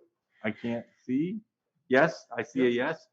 Trustees, I see 7 trustees in favor and none opposed. And then we have a second item on the same issue, which is I got to turn the page over, approval of the Novato Charter School Memorandum of Understanding, which is an additional approval. And Mr. President, I'll move moved by the trustee Nell superintendent and staff's recommendation. I'll second. Seconded by trustee Aguilar. All in favor? 7-0 board. Student trustee? Yep. Elizabeth, thank you very much. God, I like this part of the meeting. Yeah, thank you all so much. Yeah, thank you.